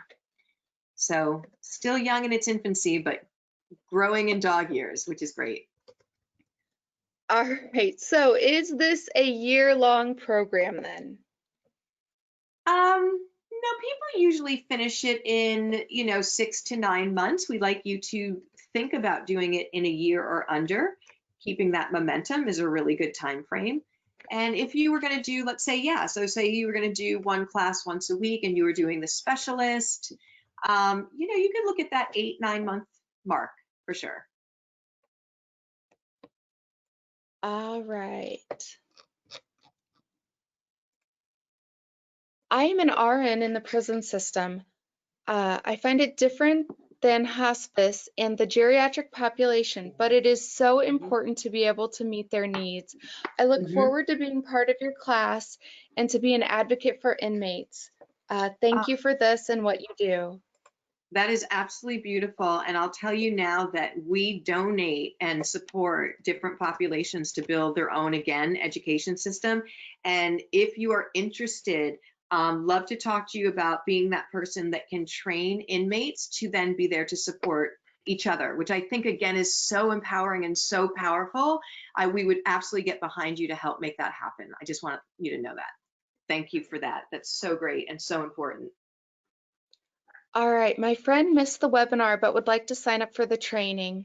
Can she take advantage of the discounted enrollment as well? Absolutely. That's fine. Okay. Thank you for asking that too. Happy to hear your genuine attitude. Thank you for recognizing this part of life. Thank you. I appreciate that. All right, let's see. Are the live sessions like this, or can we see the instructor? Oh, the instructor, but are we able to see our classmates at all while we're in the classroom? Only when we do a Zoom conference during the week. Sometimes we'll pop on, but no, you can't. We can't fit everyone on a screen. You can talk with each other though. People get to know each other. So the chat box is always open and rotating. So you really get to, again, know each other. And then you're in that Facebook, you're in a private Facebook semester group, and people have just, again, gotten to know each other, gone offline, you know, really, again, there's a community in there. So even though it's not going to be that you're going to see their face at the class, you're going to get to know everybody really well. All right, what insurance is required to be an end-of-life doula? There is a organization that does a end-of-life doula malpractice liability insurance, and so what in your business section will give you all of that information. We cover you, so we give you all of your contracts and paperwork and templates, everything you need for practice, and we'll give you that organization. And again, it's very reasonable. So I think that, you know, there's a $500,000 and $1 million policy that is very reasonable, and we'll give you that link in your level 3 of your training. All right. Hi, I live in Pakistan and we don't have anything like this program. This is wonderful. Could I audit this program or do I need to go ahead and enroll to receive the certificate? Well, welcome. That is so far. I love that this is a global family. So thank you for being here. We don't do audits for our full trainings. We really try and, again, do a lot of community and free trainings to answer questions and to give you as much as we can. So I think you'd have to decide for yourself if this is something that you want to possibly do the low payment plan and take advantage of. But, you know, that's just, I guess, a decision that you'll have to decide. And we would love to have you. And it's so beautiful that you're here tonight. Thank you so much for that. All right, Valerie says a deep thank you to you.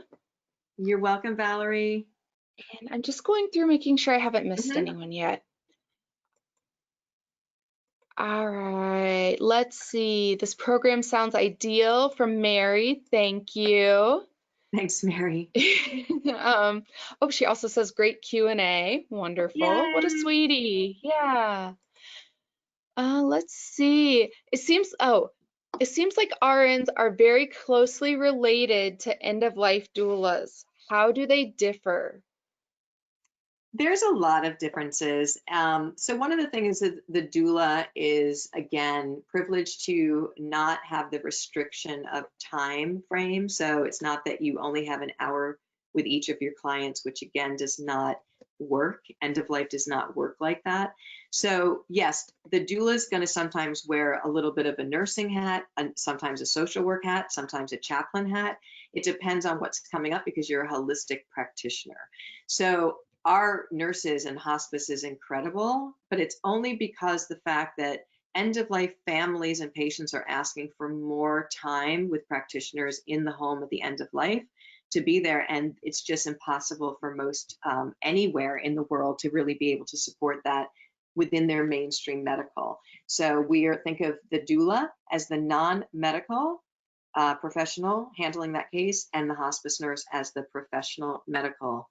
And the combination of the two makes a perfect support system for that patient and family.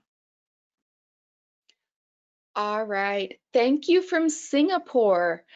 I am not sure if there are any end-of-life doulas here.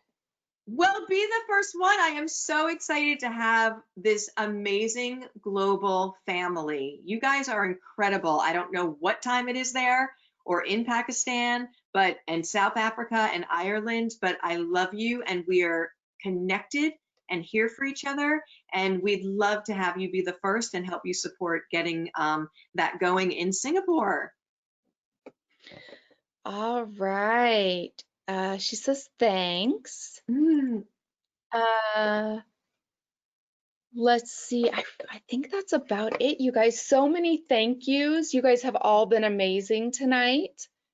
Thank you. Thank you so much for being here. If you do think of another question and you'd want it answered, just email us at support@doulagivers.com, and know that you will be able to get those discounts with the payment plans for the next 3 days. So if you think this is something that is your calling that you want to do, go ahead and really make sure to do that, to take advantage of the discounts and the bonuses and this live semester that's on now.